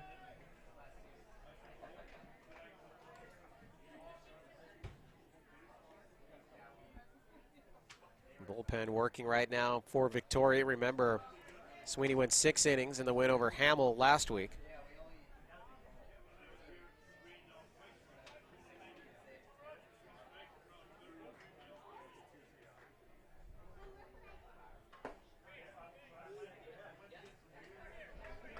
2-0 the count to Nelson.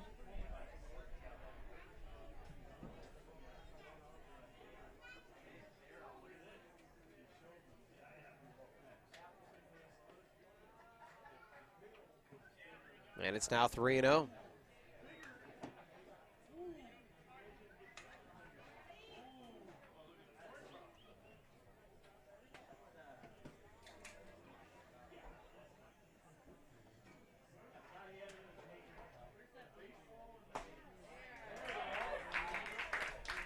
Three and 1 the count. Victoria, good crowd here today.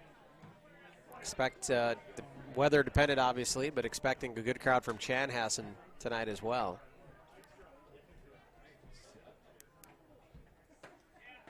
So Eastern Carver County representing here. Good at bat, Nelson. The 2-out walk, and that'll bring up Reed Conley.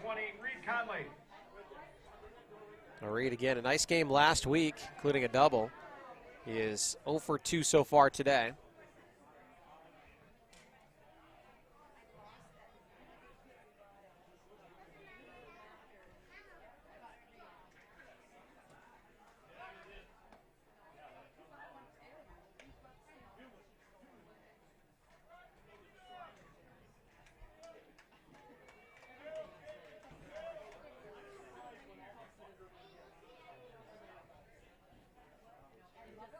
Runner goes, hit and run.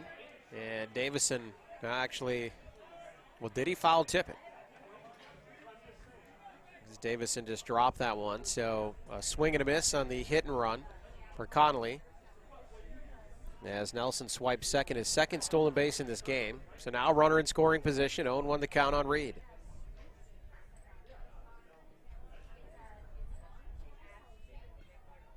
Conley. Hard hit ball, but foul. 0-2 now. The LoGators' big first baseman, and the sun is out again here in Hamburg. Mostly overcast, a couple rain showers, including a very brief delay earlier in this contest.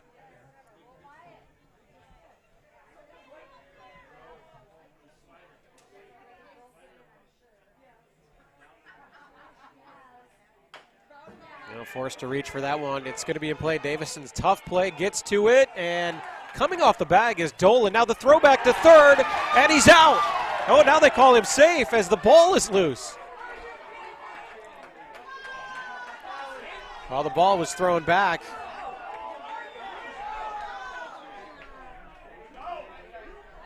And here we go again.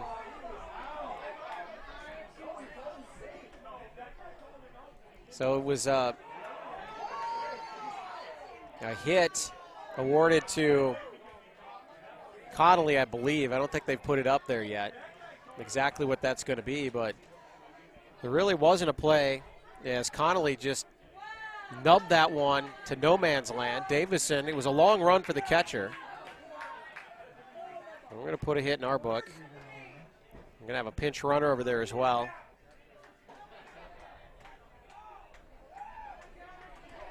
Aaron Erlab, it looks like, will be the pinch runner. So just to reset it, Reed Connolly chops that one in no man's land over to third. Bryce Young was on second, so he's taking third easily as there's 2 outs. Davison with the throw wasn't going to get there in time, so it was a hit, but Dolan wisely throws back to third, where Young had taken a huge turn, and the tag was missed. Is the call.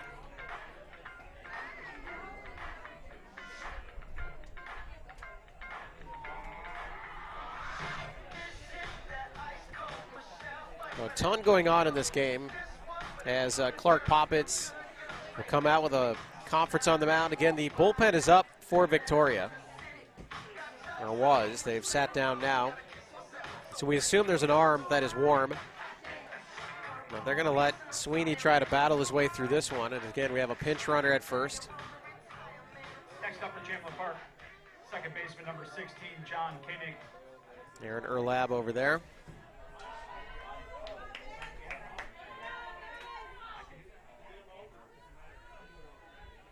And now it's up to John Koenig. who did have an RBI single back in the second. Runners on the corners, 2 outs. Sweeney takes a deep breath, fires a strike, 0-1. Man, just a lot of calls here today on non-routine plays.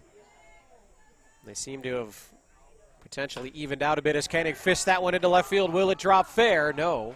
Foul ball.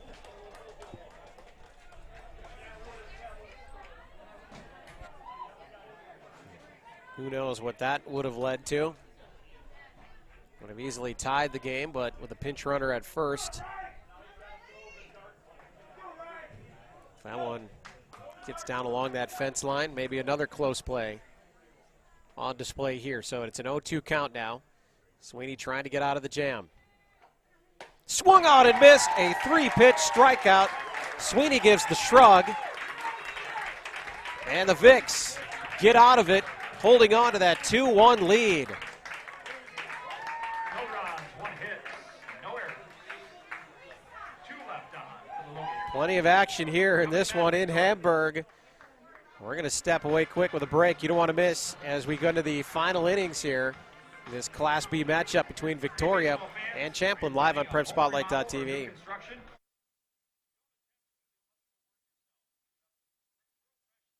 Celebrate the end of the 2021 Town Ball season. Join your teammates, rivals, and ball fans from around the state at the Twins game on September 11th. Special ticket pricing for Town Ball players and fans. Salutes to the newly crowned champs and a very fun night at the ballpark. Order your tickets at twinsbaseball.com/townball and wear your town's team colors to Target Field on September 11th.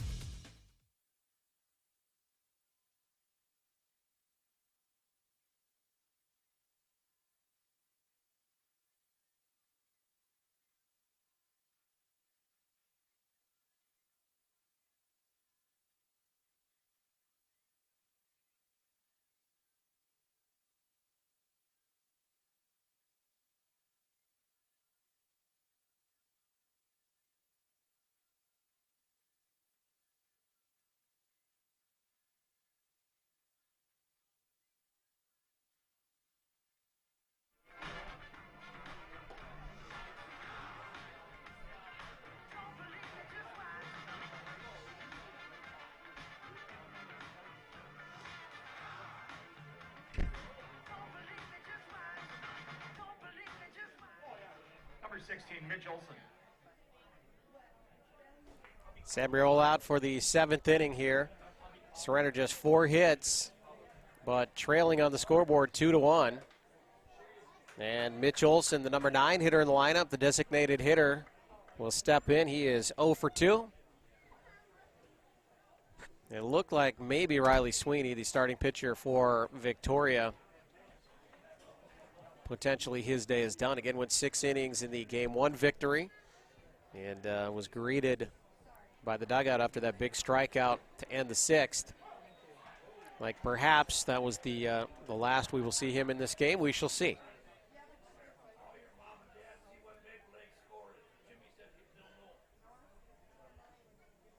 1-2 the count.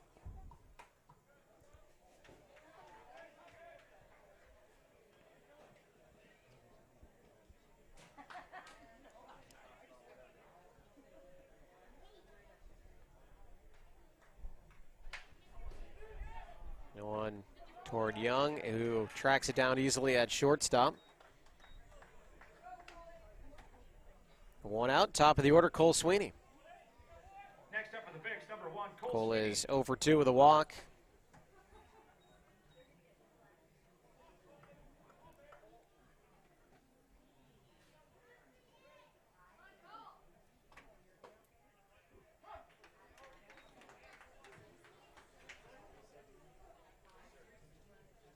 So Champlin Park under the Metro Mini and the North Metro, 10 Blaine graduates on the squad, 7 from Coon Rapids, and just 2 from Champlin Park, as Rayola dealing now 0-2 the count on Sweeney. And there is, of course, a story behind that. As Merrick, the manager, explained to us, as that one is lined out to Connolly at first. So 2 up 2 down thus far for Joey Costello. Costello with 2 hits today. The shortstop has reached all 3 times he's been up. So nemesis to Rayola so far in this contest.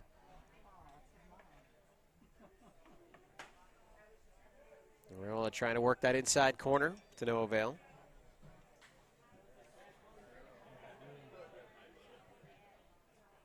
Swung on and missed, 1-1. So as Coach Merrick was telling us, in 2015, a lot of Coon Rapids guys actually made up the roster prior to that. They had an aging core, as that one is to third, swallowed up in the throw over from Bruns. A 1-2-3 inning for Rayola. He cruises, but it's still 2-1 Vicks. 3 down for the LoGators. 7th inning stretch time here in Hamburg. So as we stretch it out, we'll finish our story.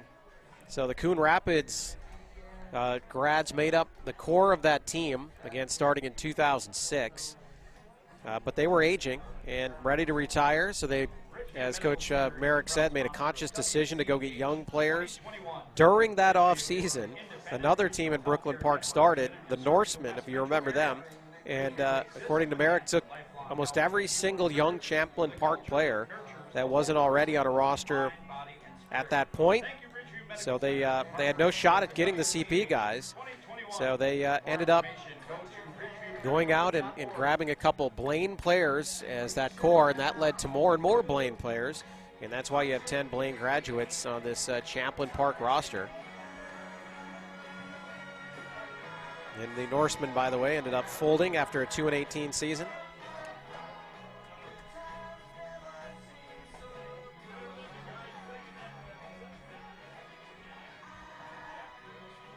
As we stand up and stretch here in Hamburg, let's just go back through the bracket.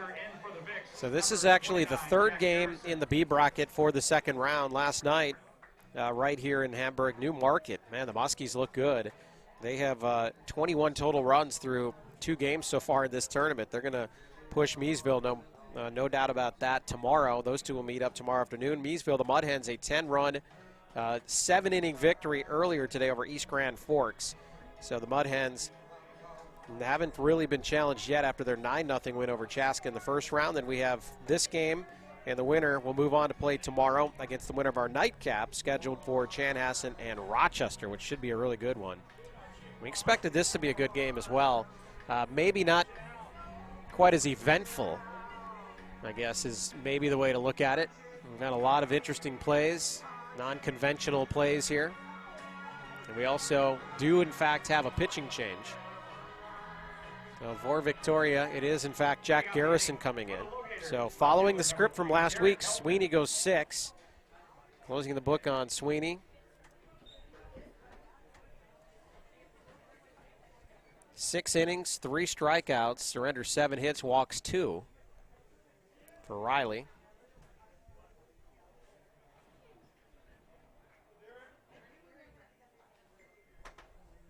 And, of course, just the 1 run, which is most important. And now it's Garrison in to pitch. Garrison 3 innings in relief against Hamill last week, and he was lights out with 7 strikeouts in those 3 innings.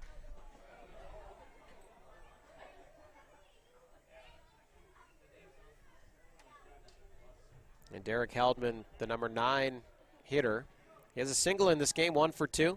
Leading things off for Champlin in the bottom of the 7th. Can they mount yet another rally? Couple different threats here, couple of close calls, and they've just not been able to get anything other than that 1 run across in the 2nd inning.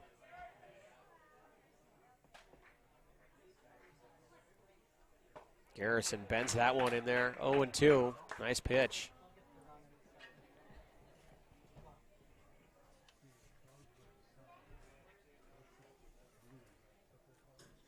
Oh-2 pitch, swung on and missed. Davidson's going to have to throw it down to Dolan. He does easily. Now to the top of the order, here is Sam Riola. Next up, number 15, Sam Riola. Garrison with a 1.80 ERA this season. 1-3 record, 2 saves. 37 strikeouts in 40 innings pitched, so a strikeout pitcher.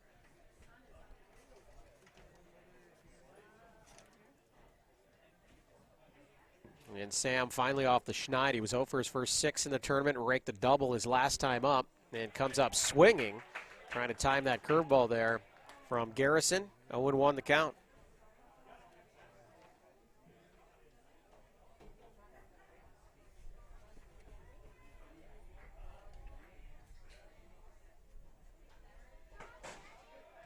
That pitch called a strike. 0-2. Garrison firing strikes right away.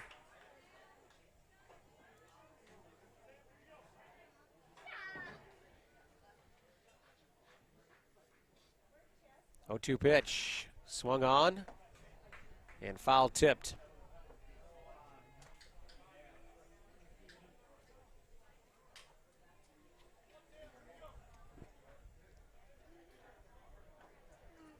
That's the part of the lineup Champlin needs to lean into here. They hope to rally against this stellar closer here for Victoria. And he golfs that one toward right. It's hanging and easily handled by John Layton in right field. So 2 quick outs here. And it's up to Jack Pooter to keep things going in the 7th. Pooter is 2 for 3 on the day. He's had an eventful day, remember. Called out after leaving too early on the tag back in the 3rd inning. He rips that one to second. Sweeney up with it, the throw to first. A 1-2-3 inning for Garrison out of the bullpen through 7, 2-1. Vic's still in front.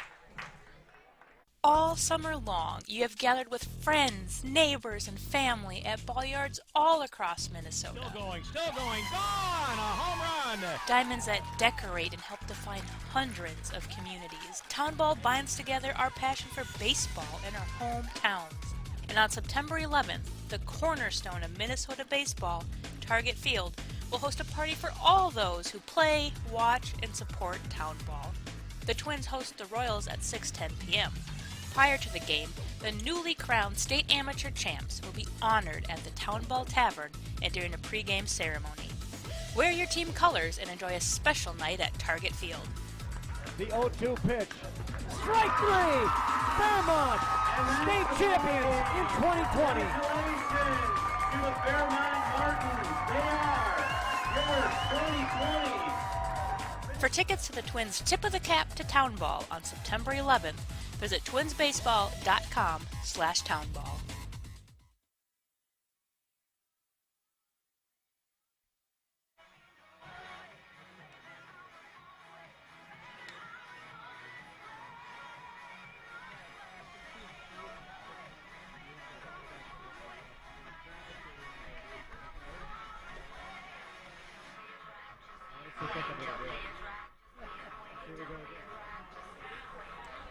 Sam Riola is going to come out for his 8th inning of work. He's pitched well, but again, trailing on the scoreboard, surrendering just 4 hits. He's definitely had his work cut out for him at times. But the ace is back out. And really, for Champlin, it comes down to trying to hold the Vics off, and then you're running out of outs. Just 6 outs to go now for the Gators. And due up is Carter Schmidt, number 3 hitter in the lineup. Carter with 1 hit here today.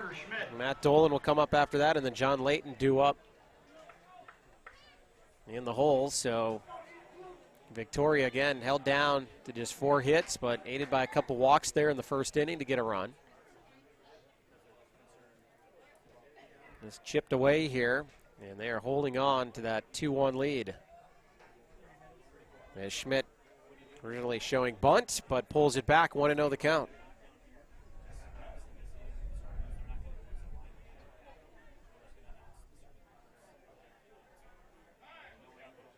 Time called.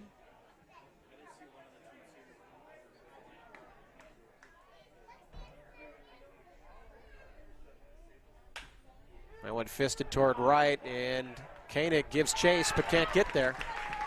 A leadoff single for the Vics. as Schmidt is on for the second time.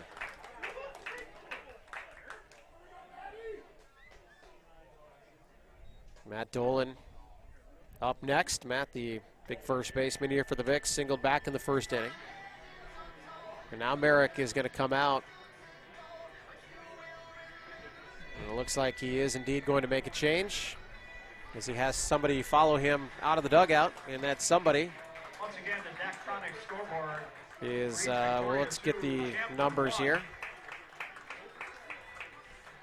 Daktronic scoreboard and the outfield fence was installed by AI. We'll take a break, have our pitching change as Sam Riola comes out, at least from pitching. I think he'll move to second base. We'll sort it all out. Come right back, watching live State Amateur Baseball on PrepSpotlight.tv. Town Ball Tour. Head to the small towns and tell people what it's all about. A lot of excitement. Weather is fantastic. This place has been here since the early 80s. This is a baseball town. The town is here. The kids are here. It's safe. It's a wonderful environment. We certainly met some wonderful characters. Thanks for joining us for another season of Fox 9's Town Ball Tour.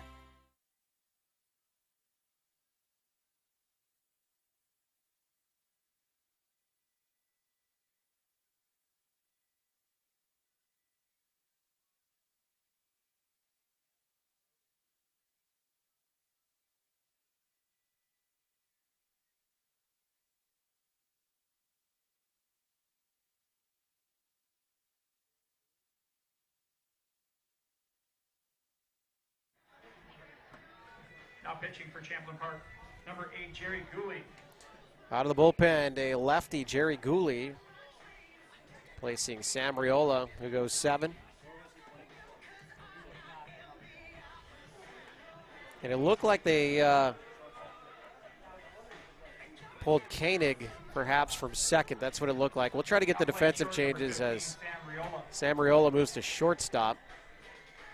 And that would mean Young would have to move over. Or Nelson, excuse me.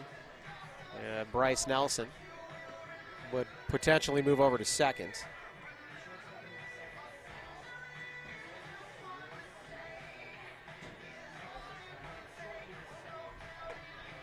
Now playing second, number 5, Bryce Nelson.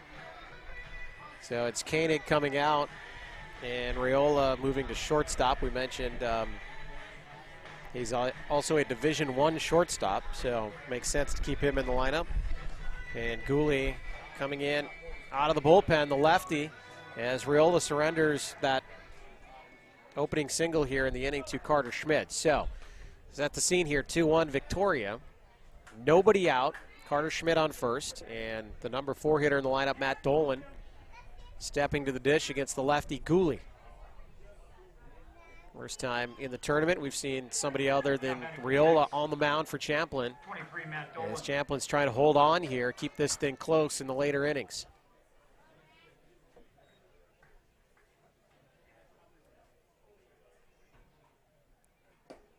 Dooley trying to find the strike zone.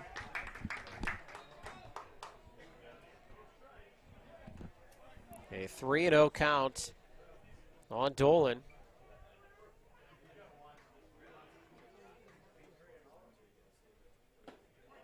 There's a strike.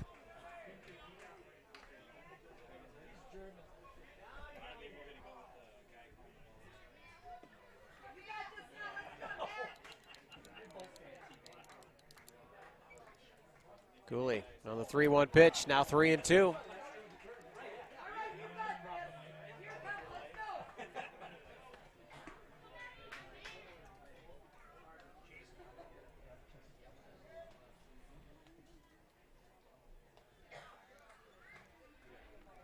Gooley steps off.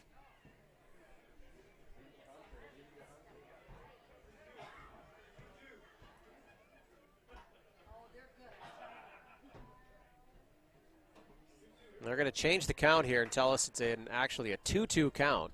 I could have swore he put up the 3-0 earlier. But 2-2 the count. Spins that one into third. And Bruns goes to second. Nelson on the turn, not in time, but a good play again by Bruns. It took a bit to get to him. He's able to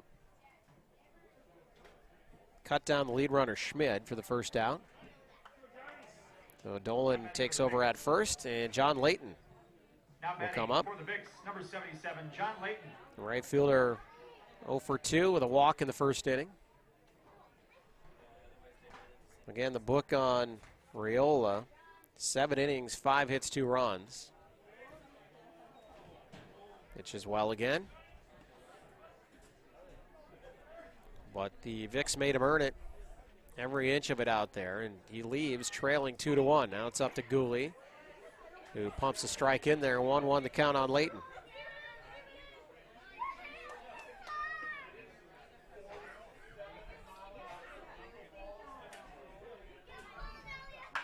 That one spins in. Bruns goes down to get it. Again, he goes to second.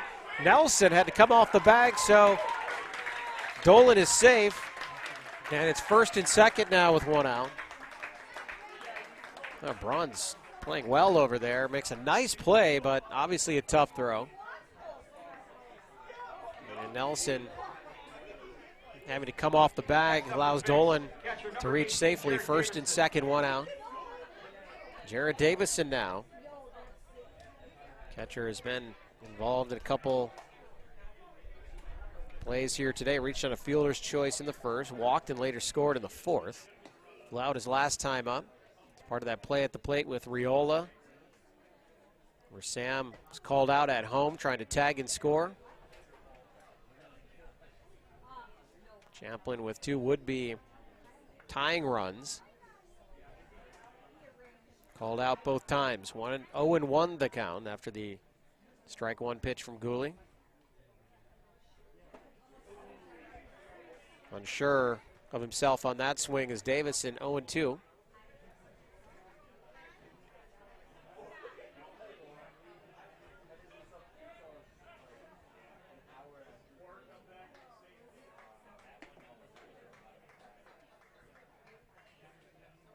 Two pitch from Gooley, checks the runners, spins that one in there. He's been in the strike zone now the last couple batters. And Davidson able to hang. Gets a little love from the dugout. He fouled it off, and they're saying it hit the pole. That's the reason for the excitement. They can't take it serious 100% of the time here in State Am. Tense game, tense moment, first and second. Swinging and missing, he reached for that one. A big strikeout for Gooley. Now 2 outs with 2 on. Now batting left fielder, number 22, Trey Cabello. There's Trey Cabello.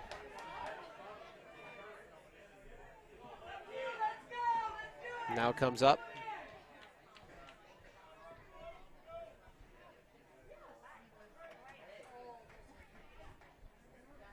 Trey, the left fielder, lefty on lefty here, and Gooley tried to hit that inside corner. Does not. 1-0. Officially, Trey is 0 for 1 today with a strikeout back in the first. He's got a sacrifice bunt and a walk mixed in there as well. The 1-0 pitch, then swung on right off of Maki. Seems to be okay. 1-1 the count.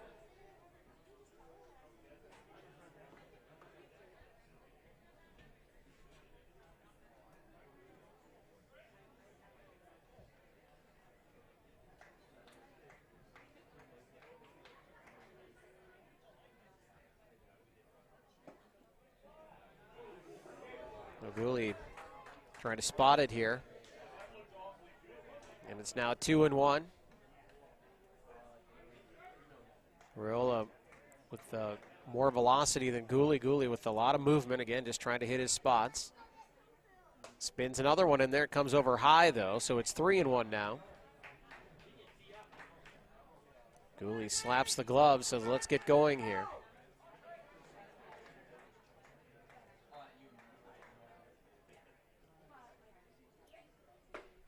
And that one's in there for a strike.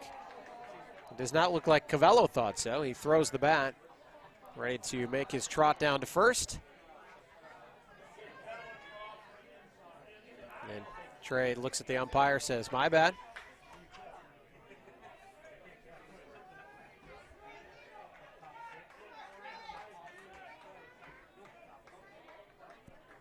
So full count now Gooley delivers, and he hangs in.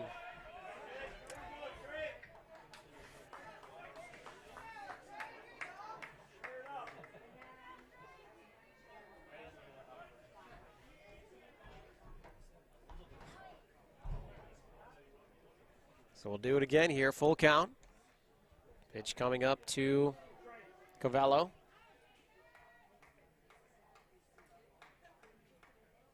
Here it is. Outside corner, strike 3 called. Gooley gets out of the jam. It remains 2-1 as we head to the bottom of the 8th here in Hamburg.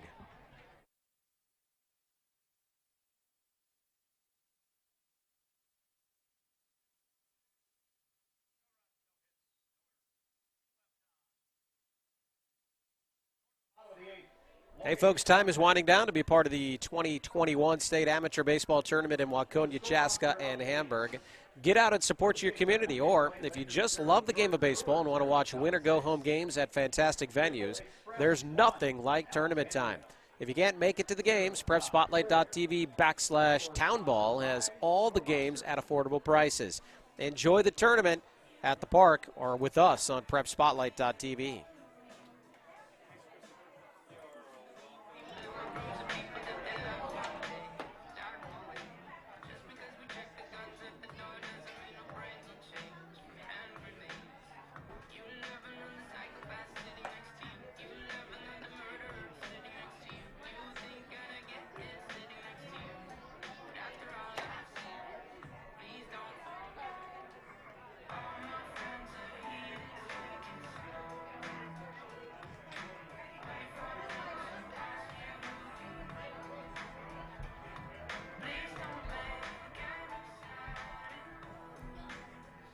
Scoreboard now updated to show the 8th inning. It is actually the bottom of the 8th inning. Again, Champlin, the home team here today. And they'll lead things off with Ethan Mackey, again facing Jack Garrison. Jack, in his relief appearance thus far, stellar. 3 batters, 3 outs. Mackey doubled back in the 3rd inning, also has a walk. And he's got power this time. Takes a shot off the arm and shouts a bit at Garrison, who then, I think, jokingly kind of goes back at him. And by the way, those two are teammates. Number 0, Jeff Hoyer. So those two know each other. They're teammates at Gustavus, so having a little bit of fun there as Mackey flexes and shouts after taking the pitch off the arm from Jack Garrison, who he's no doubt caught many times. And Garrison then returned the favor with the mock, "I'm going to charge right back at you," as those two laugh it out. So kind of a fun moment there. It is Mackey at first, and Jeff Hoyer, power at the dish. He skies that one high to right field. And Layton easily makes the grab. 1 out now. Next up for Champlin Park, number 29, Ryan Bruns.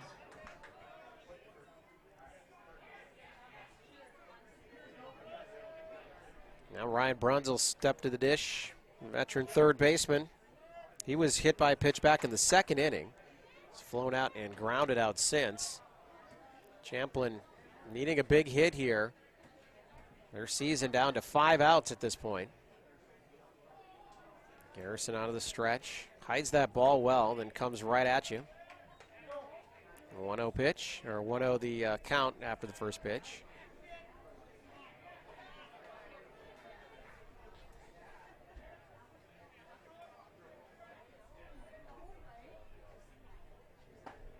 That one's in there for a strike. Count is even, 1-1.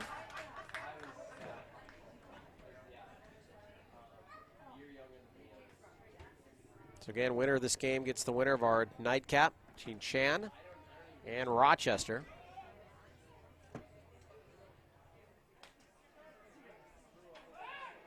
Quick move over to Mackey, who scurries back.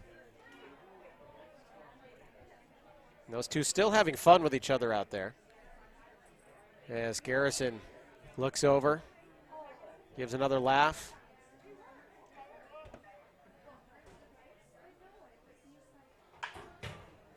That one runs to third, and it eats up the third baseman over there, Hunter Even. Nothing really he could do about that one. Threw his body in front of everything, but it just ate him up, spun over him. We're going to see what they call it, probably an error. Yeah, E5. So a hit by pitch and E5, and we've got one out and runners on first and second. Running for the LoGators, number 21, Dylan Wilson. Dylan Wilson running now at first base as Davison comes out to talk it over with Garrison. Bryce Nelson coming up, a shortstop for Champlin.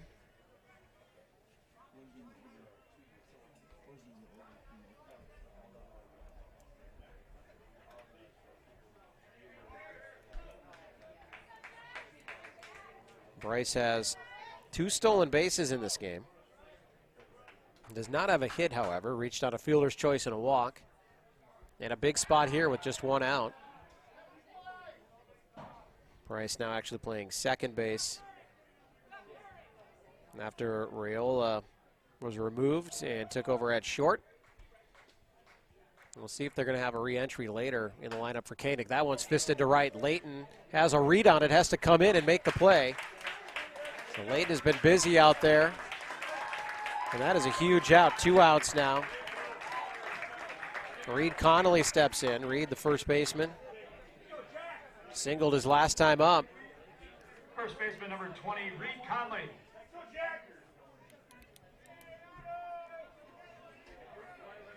And they're going to have a pinch hitter come in.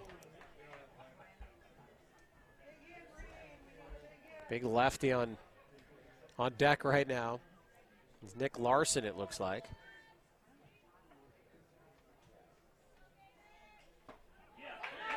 Garrison drops that one in for a strike. 0-1 the count.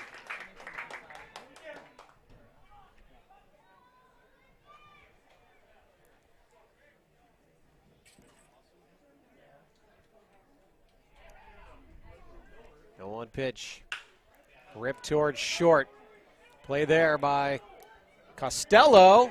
And Dolan scoops it at first, but they say his foot was off the bag. Well, near perfect defensive play there. Costello, that one ate him up a bit as well, so the throw, he had to get it out quickly. Dolan made a nice play at first. Couldn't tell from our angle, but they said his foot was off the bag, so we're going to have bases loaded. Now batting number 13, Nick Larson. That's a tough error for Costello to take. And now we get big Nick Larson pinch hitting. Number 13, the big lefty. Look at this guy. Stirrups high. Big bearded lefty. See if he can provide a little spark here in the bottom of the lineup. Remember, this is the spot for John Koenig, who was removed from the game when they made the pitching change. So in theory, I guess this would be the pitcher's spot in the lineup. And Larson was explaining that over with the umpire. So in theory, the DH at this point is Larson. Get a left-handed bat off of the bench. First pitch is strike 1. And bases loaded. And they haven't gotten a hit in this inning. Could use a big one here. 2 outs. 0-1 the count. Larson swings. It's a fly towards center. Striding over and getting underneath it is Carter Schmidt, out number 3.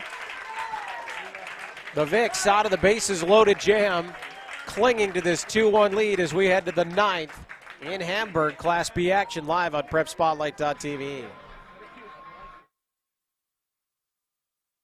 Celebrate the end of the 2021 Town Ball season. Join your teammates, rivals, and ball fans from around the state at the Twins game on September 11th. Special ticket pricing for Town Ball players and fans. Salutes to the newly crowned champs and a very fun night at the ballpark. Order your tickets at twinsbaseball.com/townball and wear your town's team colors to Target Field on September 11th.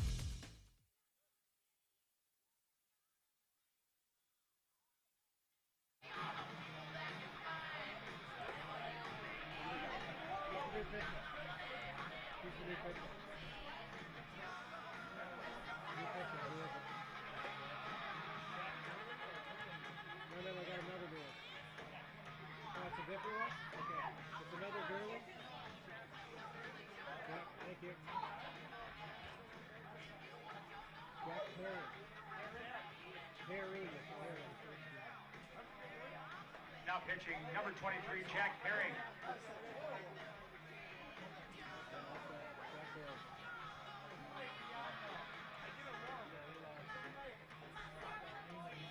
Things are getting tight here in Hamburg. We head to the 9th inning, 2-1 Vicks clinging to their lead. And Jack Herring, the third pitcher for Champlin in this game. Remember, as Sam Riola, the starter, goes 7. And then Gooley in relief last inning.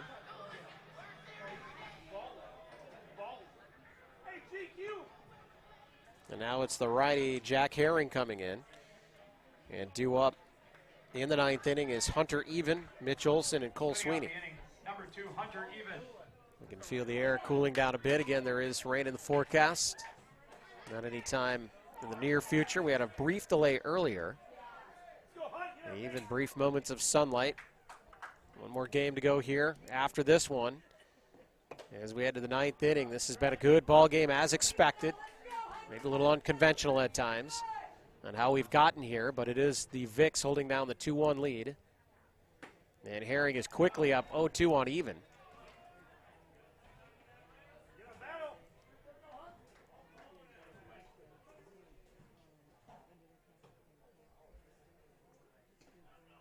Trying to get him to chase that one. 1-2 the count.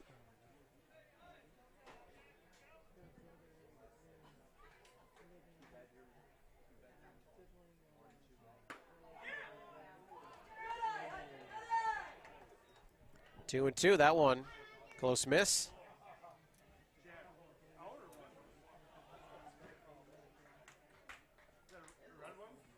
Two-two delivery. That one is going to not fall. Wow, good run. Good play out there, making the play in the run by Pooter. Next up for the Vicks, number 16, the DH, Mitch That hung up there just long enough for Pooter to run in and make the play. So 1 out, and Mitch Olson, the DH, comes up. Olson is 0 for 3 today.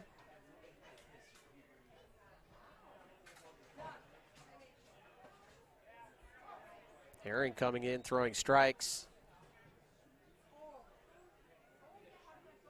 Trying to move it as quickly as possible. And then Champlin, you start to look at it, will have the top of their lineup. Sam Riola, most dangerous hitter in the lineup, will get an at-bat in the next inning. We're now just trying to hold down the Vicks for another frame. And it's up to Herring. 1-2 count now.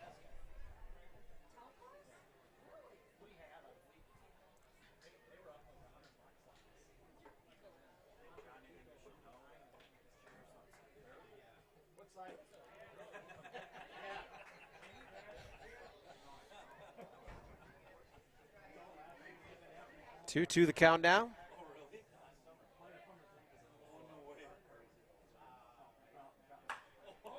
And time that one. Should say almost timed that one perfectly, but out ahead of it. So a long fly ball. That was way foul. Good effort out there, though. A little fence climb from Derek Heldman.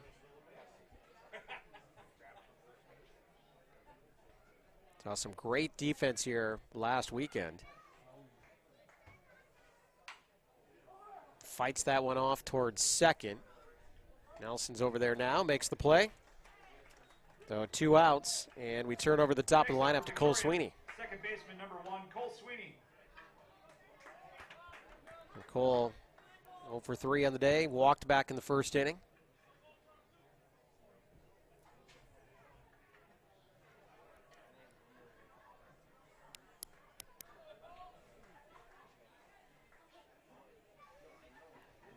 Herring comes in throwing strikes, trying to get ahead of these hitters, but ball 1 to Sweeney.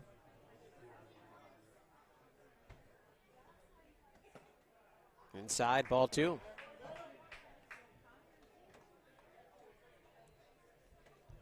So again, Champlin out hitting Victoria as we speak, 7-5. As swing and a miss, 2-1. Victoria with a run in the first. A run in the fourth. Champlin kept off the board since the second inning. And reaching out, trying to touch someone, but no dice for Sweeney, so 2-2 the count.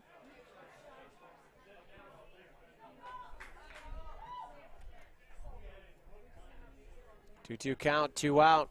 Herring trying to cruise through the lineup. That one to Bruns. Comes up with it easily. Nice throw to first. Conley handles it. 1-2-3 for Herring. Last chance for Champlin when we come back on PrepSpotlight.tv. All summer long, you have gathered with friends, neighbors, and family at ball yards all across Minnesota. Still going, gone! A home run! Diamonds that decorate and help define hundreds of communities. Town Ball binds together our passion for baseball in our hometowns. And on September 11th, the cornerstone of Minnesota baseball, Target Field, will host a party for all those who play, watch, and support Town Ball. The Twins host the Royals at 6:10 p.m. Prior to the game, the newly crowned state amateur champs will be honored at the Town Ball Tavern and during a pregame ceremony. Wear your team colors and enjoy a special night at Target Field. The 0-2 pitch. Strike three! Fairmont, state champions in 2020. Congratulations to the Fairmont Martins. They are your 2020. For tickets to the Twins' Tip of the Cap to Town Ball on September 11th, visit twinsbaseball.com/townball.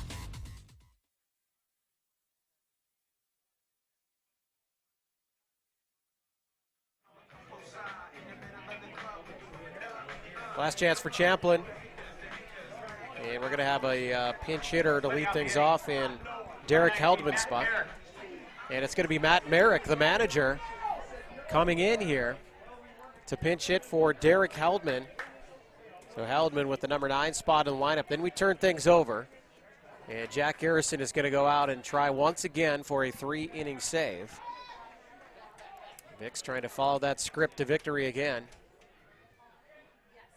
Merrick did not play last week.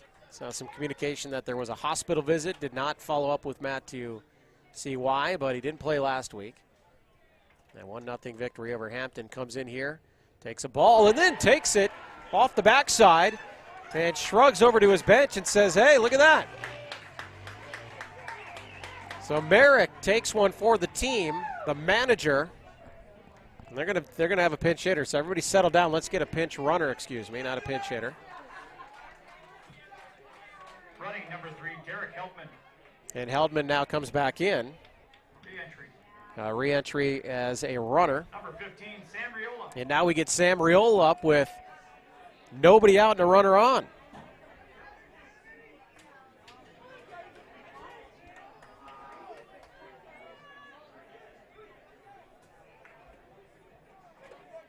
Again, Riola, just one hit in what is now 8 at-bats in this tournament. But it was a big double in this game, showing off some of that power, leading in slugging percentage this year in the Metro Mini, leading an average 60 hits, setting a new single-team record, but he needs a big one here. Try to keep the Gators alive in this tournament. So Heldman on first again after Merrick comes in and takes one for the team. And a 1-0 count to Sam. Garrison delivers. Sam hammers it, but right at the short, and it's going to be almost a double play, and it goes out of play. So how about that? As the runner is going to be given third base. And I think Victoria might want to talk a little bit about this one. Well, maybe not. The fielders are talking to the umpire. Nothing from the Victoria dugout. So an out. Riola line drive to Costello at short.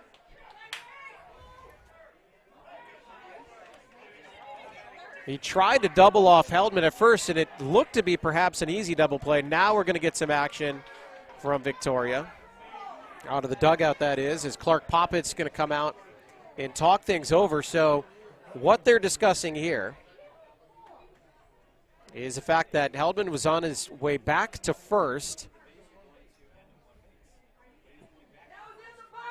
Yeah, this is one of those calls they're going to have to discuss because they awarded him third base. So, again, Costello trying for the double play as Heldman was caught up in no man's land, but the throw to first bounced out of play. It hit the light stanchion over there past first base, and they're saying he gets the base that he was going to plus one extra. So that is the call. And how about that is Heldman now works his way all the way to third, and we have Jack Pooter up in a big spot. So it's one out, runner on third, 2-1 score. Champlin trying to stay alive here. In this game has had everything. Unconventional game all the way through. So why not add that one to the list as Pooter swings on the first pitch, fouls it away. Garrison says forget the stretch. He's going to bear down here and just try to get the batter, try to get outs. Get the Vicks out of here with a victory. 0-1 count. Pooter drives that one into the ground. 0-2 now.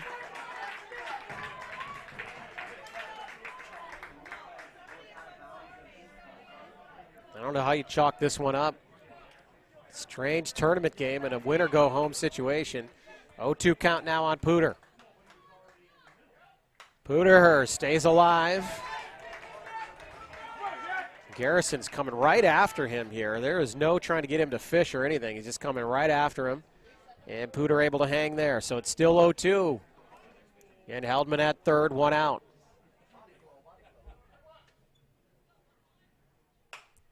Took a little off. Seeing it the whole way was Pooter. And again, a foul ball. So Jack seeing pitches here in this at-bat. By the way, we've got Ethan Mockey, Garrison's college teammate, on deck. Drama builds, 0-2. That's driven towards center. And tracked down, tagging, and scoring easily to tie the game at 2 is Derek Heldman. And the Gators are finally able to manufacture a run. And the score is knotted at 2 apiece. The sac fly RBI. Now batting number 44, Ethan Mockey. And now it is Ethan Mockey, Jack Garrison's college teammate. Garrison hit him the last time up. That was last inning. Mockey swings and misses here. So 2 outs, 2-2 our score.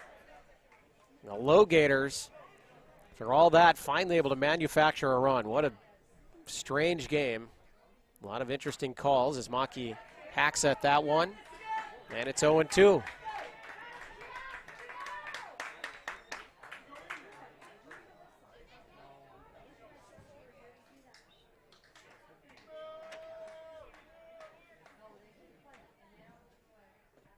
Oh-2 pitch in the dirt.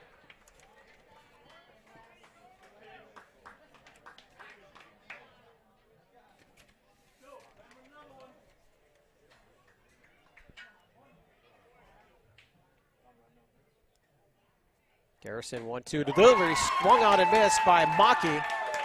He shakes his head in disgust. But the Gators push one across. We're headed to extra innings here in Hamburg. Why not? It's been that kind of game. We're going to the 10th. Live on PrepSpotlight.tv. We'll keep it here as Victoria will come up to bat.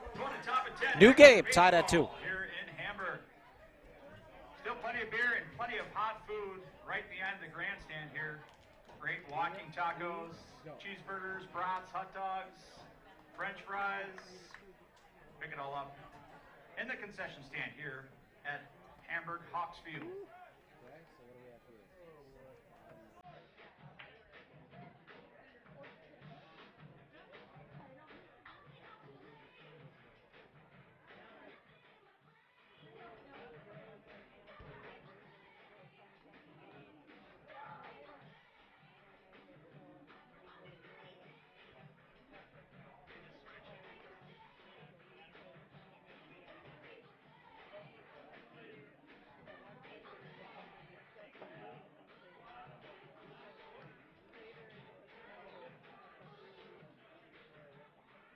Now playing second base, Sam Riola. In at shortstop, Bryce Nelson.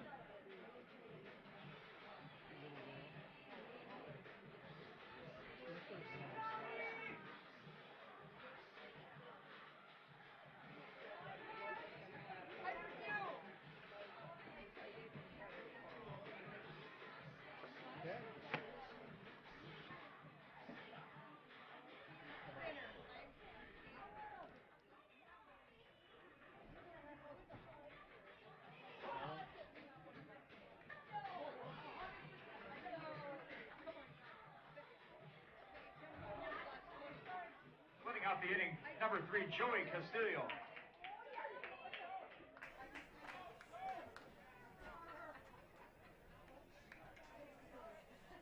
New game, top 10 we go. And Joey Costello leading things off for Victoria. The Vicks have been held scoreless since the 4th. So Champlin Park able to tie things up in the bottom of the 9th inning with no hits, by the way.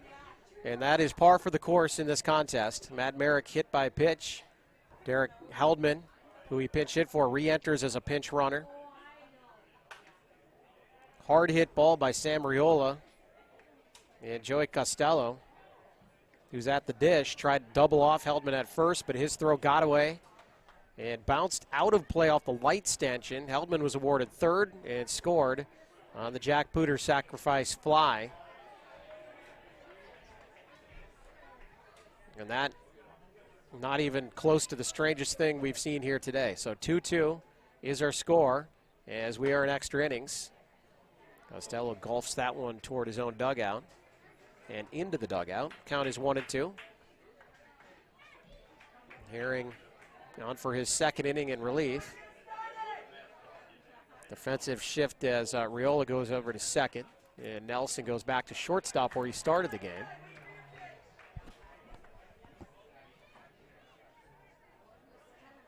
Two-two the count now.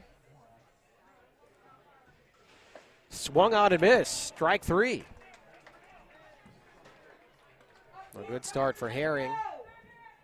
Next up, number 5, Carter Schmidt. Carter Schmidt now comes to the plate. So we had one extra inning game last week here in the Class C bracket. Spring Hill and Delano. Great matchup between those two in 11 innings. Carter with 2 hits here today. And Sam Riola started, went 7 innings. Then Gooley an inning in relief, and now Herring on for his second inning of work. 0-2 quickly, the count to Schmidt.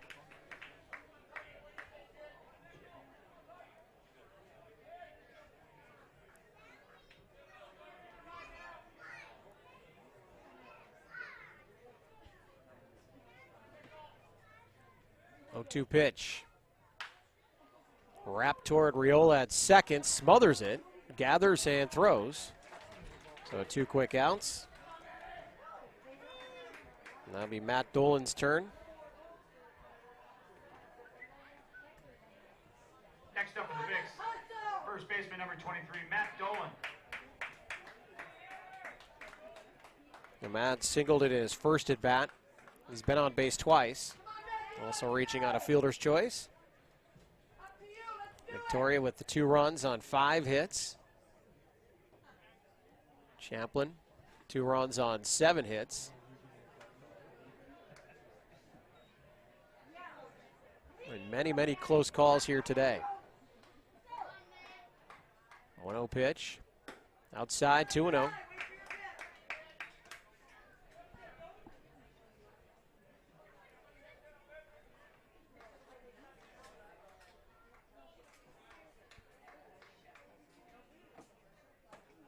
Spins that one over the inside corner, 2-1. Again, winner of this game gets the winner of our nightcap. Rochester, we see the Royals down there beyond the dugout as that's taken for strike 2. Victoria crowd very vocal now. And a few controversial calls, to say the least. So 2-2 with 2 out. Swung on, and that goes toward Riola, who times his jump, snags it. Another 1-2-3 inning for Herring. We head to the bottom of the 10th. Knotted at 2. Class B tournament action live on PrepSpotlight.tv. Town ball tour. Head to the small towns and tell people what it's all about. A lot of excitement. Weather is fantastic. This place has been here since the early 80s. This is a baseball town. The town is here. The kids are here. It's safe. It's a wonderful environment. We certainly met some wonderful characters. Thanks for joining us for another season of Fox 9's Town Ball Tour.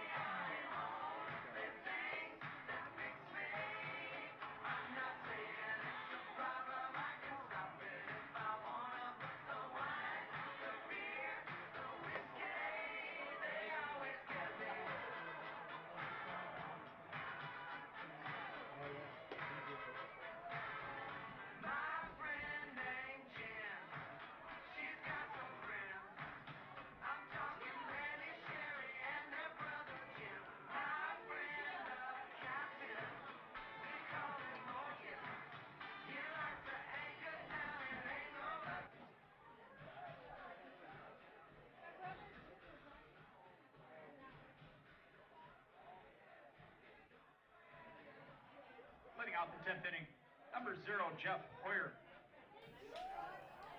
Bottom of the 10th now for the LoGators.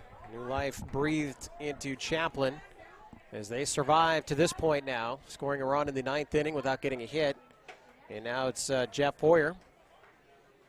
He is looking for a hit here today. Again, big power guy at the dish, but 0 for 4. And that's on the heels of an 0 for 3 day against Hampton last week. So, like Riola, one of their top hitters struggling to get going, and he skies that one into right field. Layton, again active out there underneath it. 1 out. Ryan Bruns. Next up, 29, Ryan Bruns.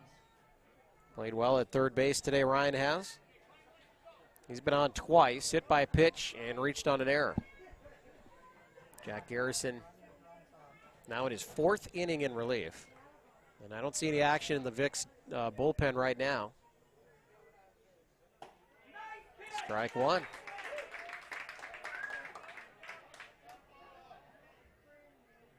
So Jack, really, the only blemish is for him. He has hit a couple batters, came back to haunt him last inning.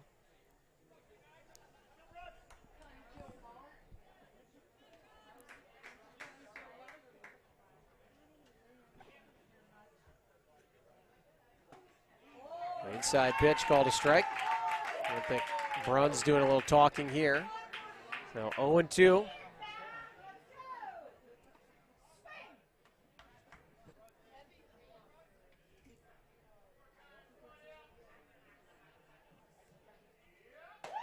Swung on and missed.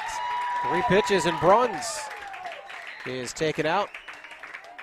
Bryce Nelson, the now back to shortstop, comes up. Number 5, Bryce Nelson. And Bryce started at short, moved to second, now back to short. Bryce active if he can get on the bases. Again, he does not have a hit here today, but does have 2 stolen bases. Takes strike 1 from Garrison.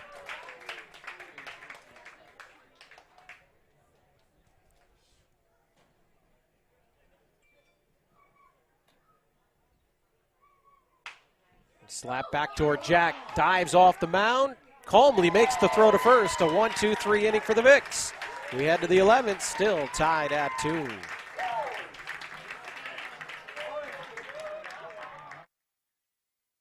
Nobody does high school sports like PrepSpotlight.tv. Your home for Minnesota State tournament action is also where you can find the best weekly action during the regular season in 2021. We make it easy to be a high school sports fan at PrepSpotlight.tv.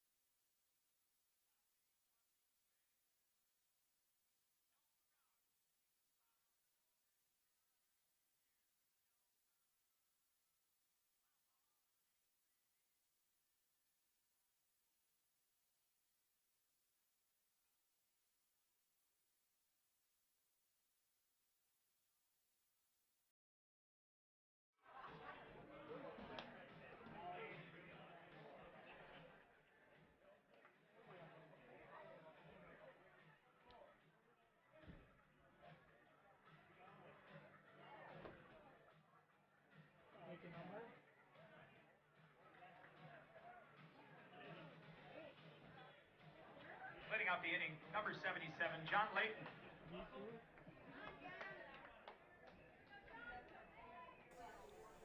Top of the 11th inning, Jack Herring out for another inning in relief for the Gators.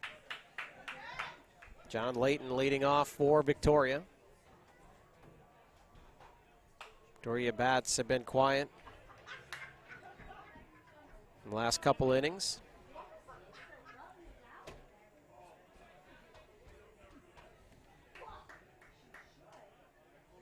They have Layton down for 1 single. In fact, Layton with the last hit in the lineup for the Vicks. And also walked back in the first inning. Again, my book, very unofficial, and at this point, it's a matter of just trying to keep up as we're now in the 11th inning, and it's a 1-2 count. Herring on Layton.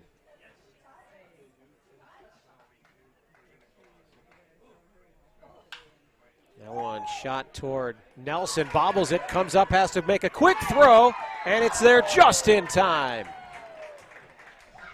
Good recovery over there by Nelson.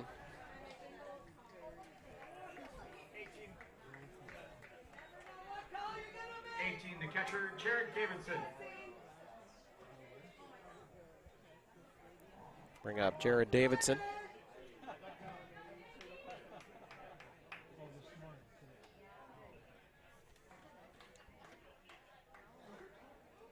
Davidson hit by a pitch. So a base runner now for the Vicks. The second time Davidson has been on base. And Trey Costello Next up, 22, take his turn. Trey Cavella, excuse me.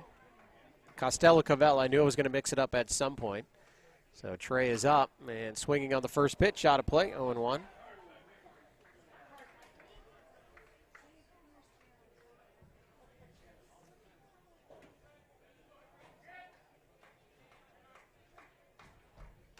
Trey has struck out twice, a walk and a sacrifice bunt. And he takes strike two, so the strike zone open for business now. We've moved into extra innings. 0-2 count. Runner on first is Davidson. Hanging in, 0-2.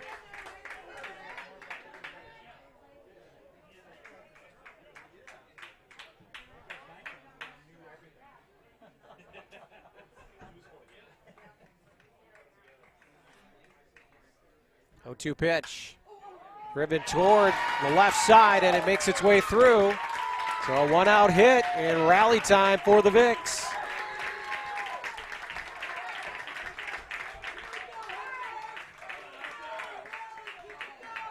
Hunter Evans' turn. The bottom of the lineup here, trying to produce for the Vicks. Hunter's got one hit in the day. Single back in the fourth inning. It was an RBI single as well. I'd love to repeat that here. First and second. One out.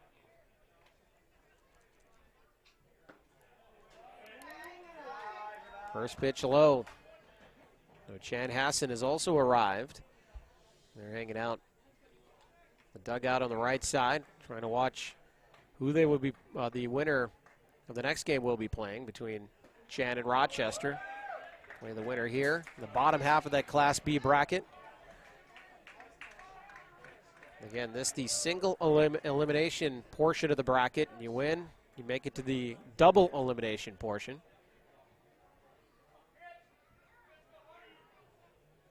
And that begins tomorrow right back here at Hawk Field. 2-0 pitch. That's nubbed to no man's land. Can anyone make a play? Bruns, bare hands, throws and gets the out. Calm under pressure. Bruns comes up and makes the play. It is an effective out as both runners do move up. 16 DH, Mitch Olson. And Mitch Olson, the designated hitter, comes up in a big spot. Runners on second and third, nobody out. Mitch, 2 ground outs, 2 fly outs. Aaron trying to hang in here. First pitch fouled away. The Vicks have not gone to their bench. Unlike Champlin, we've seen a couple pinch hitters, pinch runners. Defense has moved around a couple times. We're on our third pitcher. 0-1 pitch. It's low, 1-1. There is nobody warming up in either bullpen.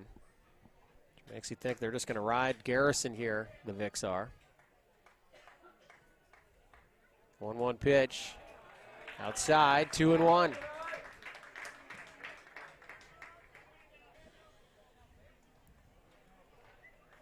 The notes we have from Matt Merrick tell us Champlin does have a lengthy bullpen, but sticking with Herring as that one is skied towards center. Pooter measures, gets under it, out number 3. Champlin out of the jam, still 2-2 as we head to the bottom of the 11th inning, live on PrepSpotlight.tv in Hamburg.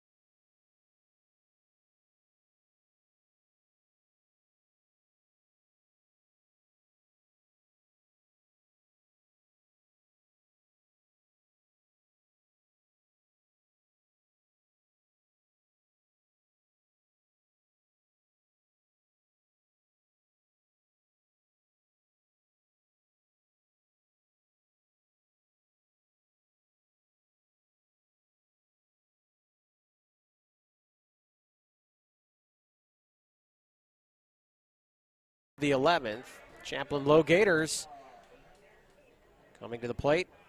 Scored the bottom of the 9th inning to keep their season alive. And again, they face Jack Garrison, who came in the 7th inning. He's held Champlin down as far as hits are concerned. He hit a couple batters, including the manager, Matt Merrick, in a pinch hit appearance, and later led to a run, out getting a hit in the bottom of the 9th inning. And Reed Conley first up, skies one on the first pitch. And Sweeney underneath it, 1 pitch, 1 out.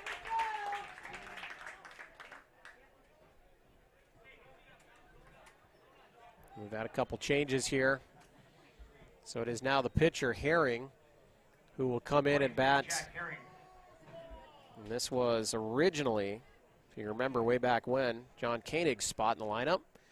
Koenig left after Riola was pulled after 7 innings. Takes strike 1 from Garrison, so Herring's first at bat. They've also they pinch hit last time, I should say, at this spot in the lineup. So Herring pitching now just enters as a hitter, and he's quickly down 0-2.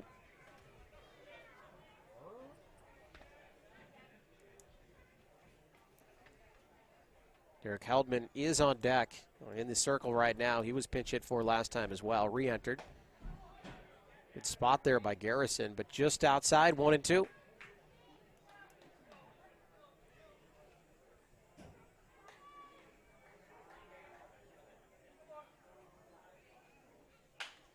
Hey, Herring rips one into center for a single. And now a 1-out hit for the LoGators as the number 9 hitter in the lineup, Heldman, comes up. And Derek pinch hit for his last time up. He did single way back in the 2nd inning, then struck out twice.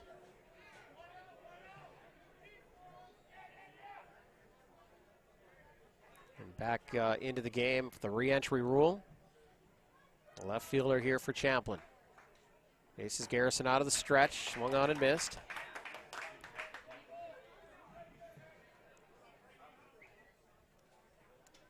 Managers trying to throw, you would think, everything out there. You have to survive this game to get into the next round, but you wonder if Garrison can keep going, just let him eat innings. He's obviously pitching well. You'd think that Riley Sweeney would not be available tomorrow if the Vicks were to win. And Garrison probably taken out of the picture at that point as well. 0-1 pitch. Swung on, fouled back, 0-2. Champlin, again on the roster, does have we're giving a lot of names out of the bullpen. But Herring hanging in there, eating innings as well. Obviously both pitchers doing well. 0-2 count on Heldman. Pitch from Garrison, check swing. 1-2.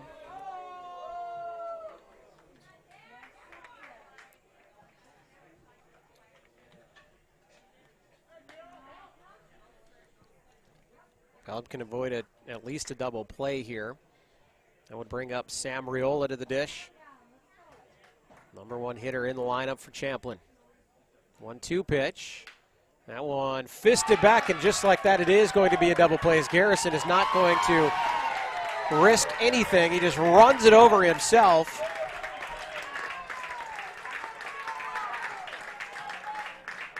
And our strange game continues. Great play by Garrison. 2-2, our score. We head to inning number 12.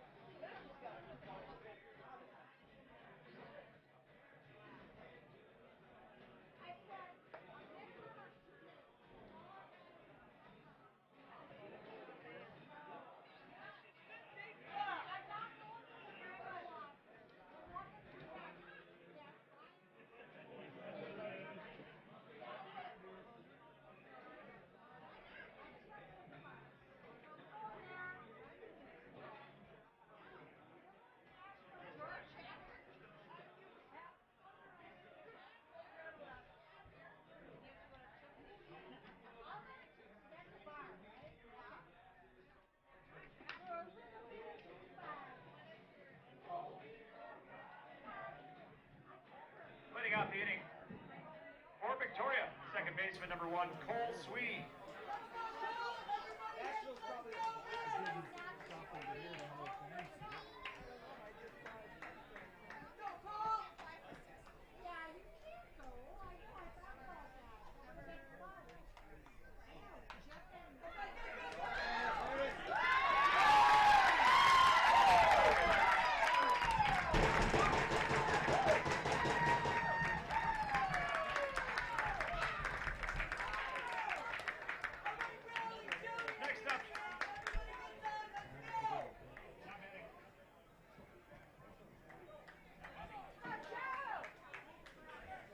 Next up, shortstop number 3, Joey Castillo.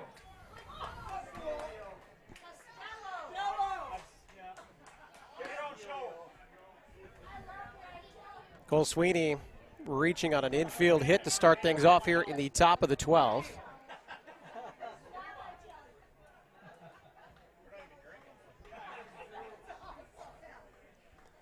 And it is now Joey Costello, the shortstop, showing bunt against Herring and pulling it back twice, 2-0 the count.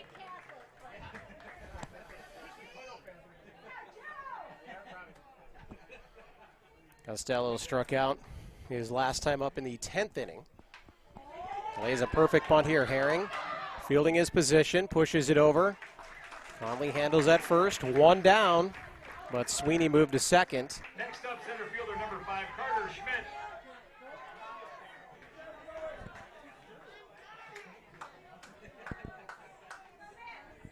Carter Schmidt now to the dish. Carter grounded out in the 10th inning.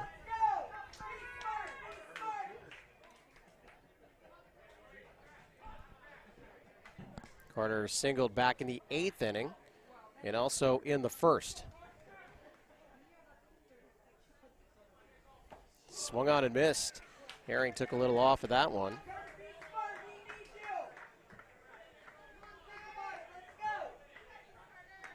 So again, to reset it, Cole Sweeney at second, infield single, then bunted over. So there's one out runner at second. And the Vicks is trying to push one across here. And it's swung on and missed. 0-2 the count.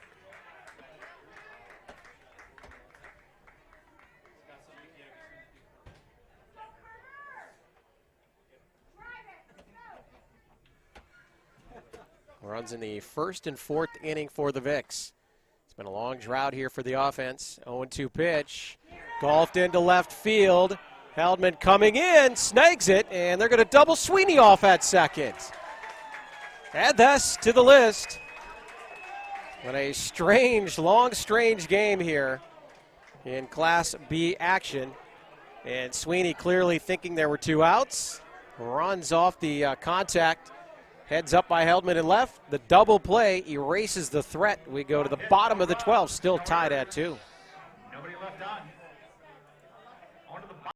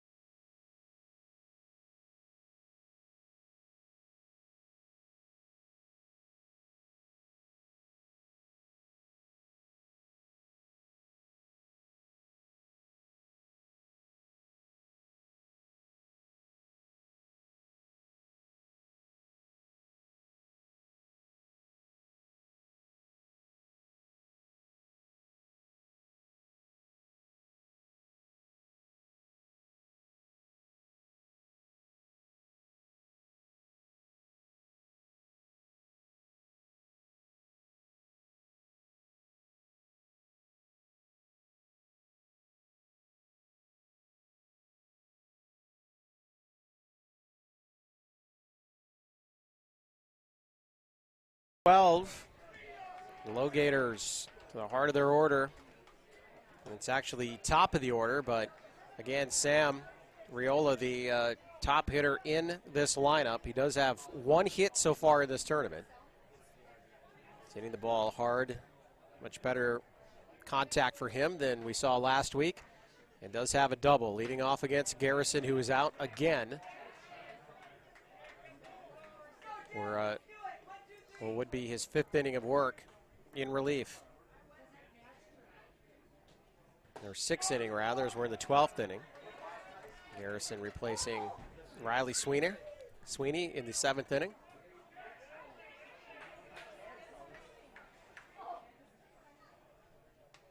Two-0 count on Riola. No, Sam liked that one, but fouls it away. 2-1. So we've got Riola, Pooter, Maki.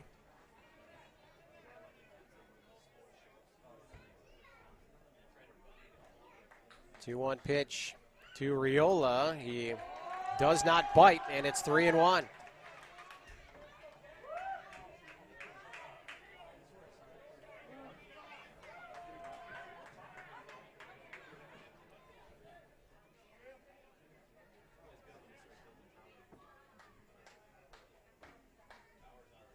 Three-one pitch. Riola loads up on that one, but misses, so the count is full.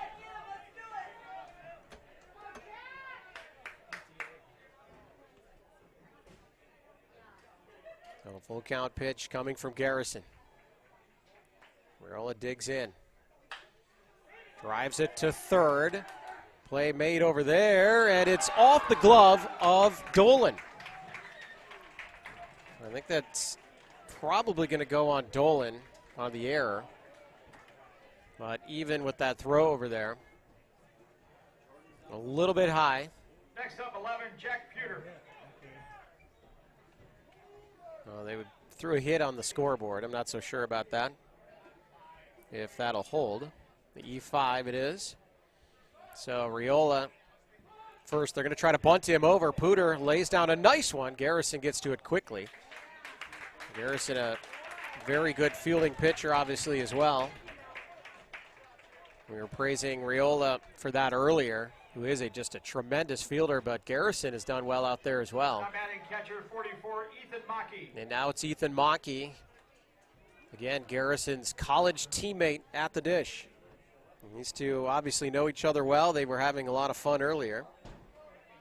This is the third time Mackey will have faced Garrison in the game. He struck him out last time. Prior to that, a hit by pitch, and they're going to intentionally walk Mackey. So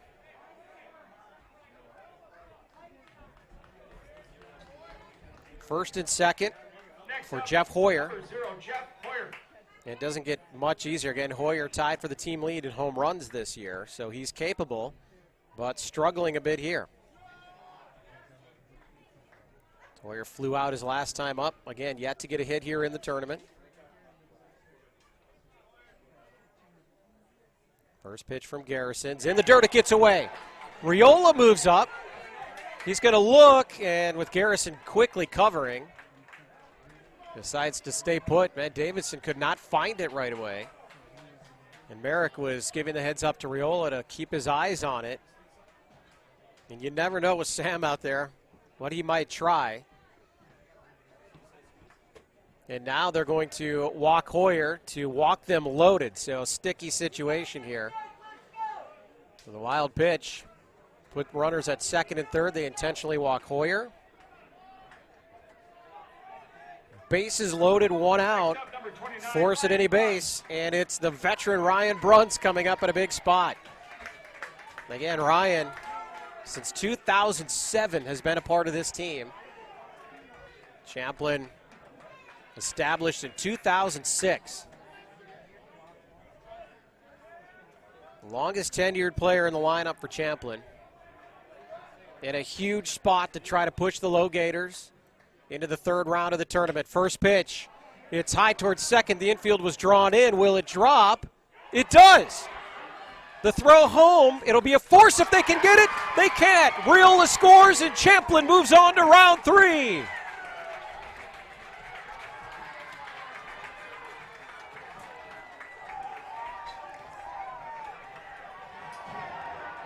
That's a final here in Hamburg.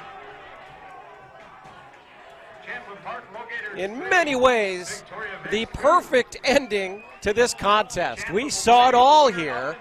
So why not a harmless, what normally would be a harmless pop fly with bases loaded, but with the infield drawn in, it found a spot, landed. The force play was still alive at home. The throw came in, skipped past the catcher Davison. Sam Riola, head first slide, the game winner, 3-2 in 12 innings.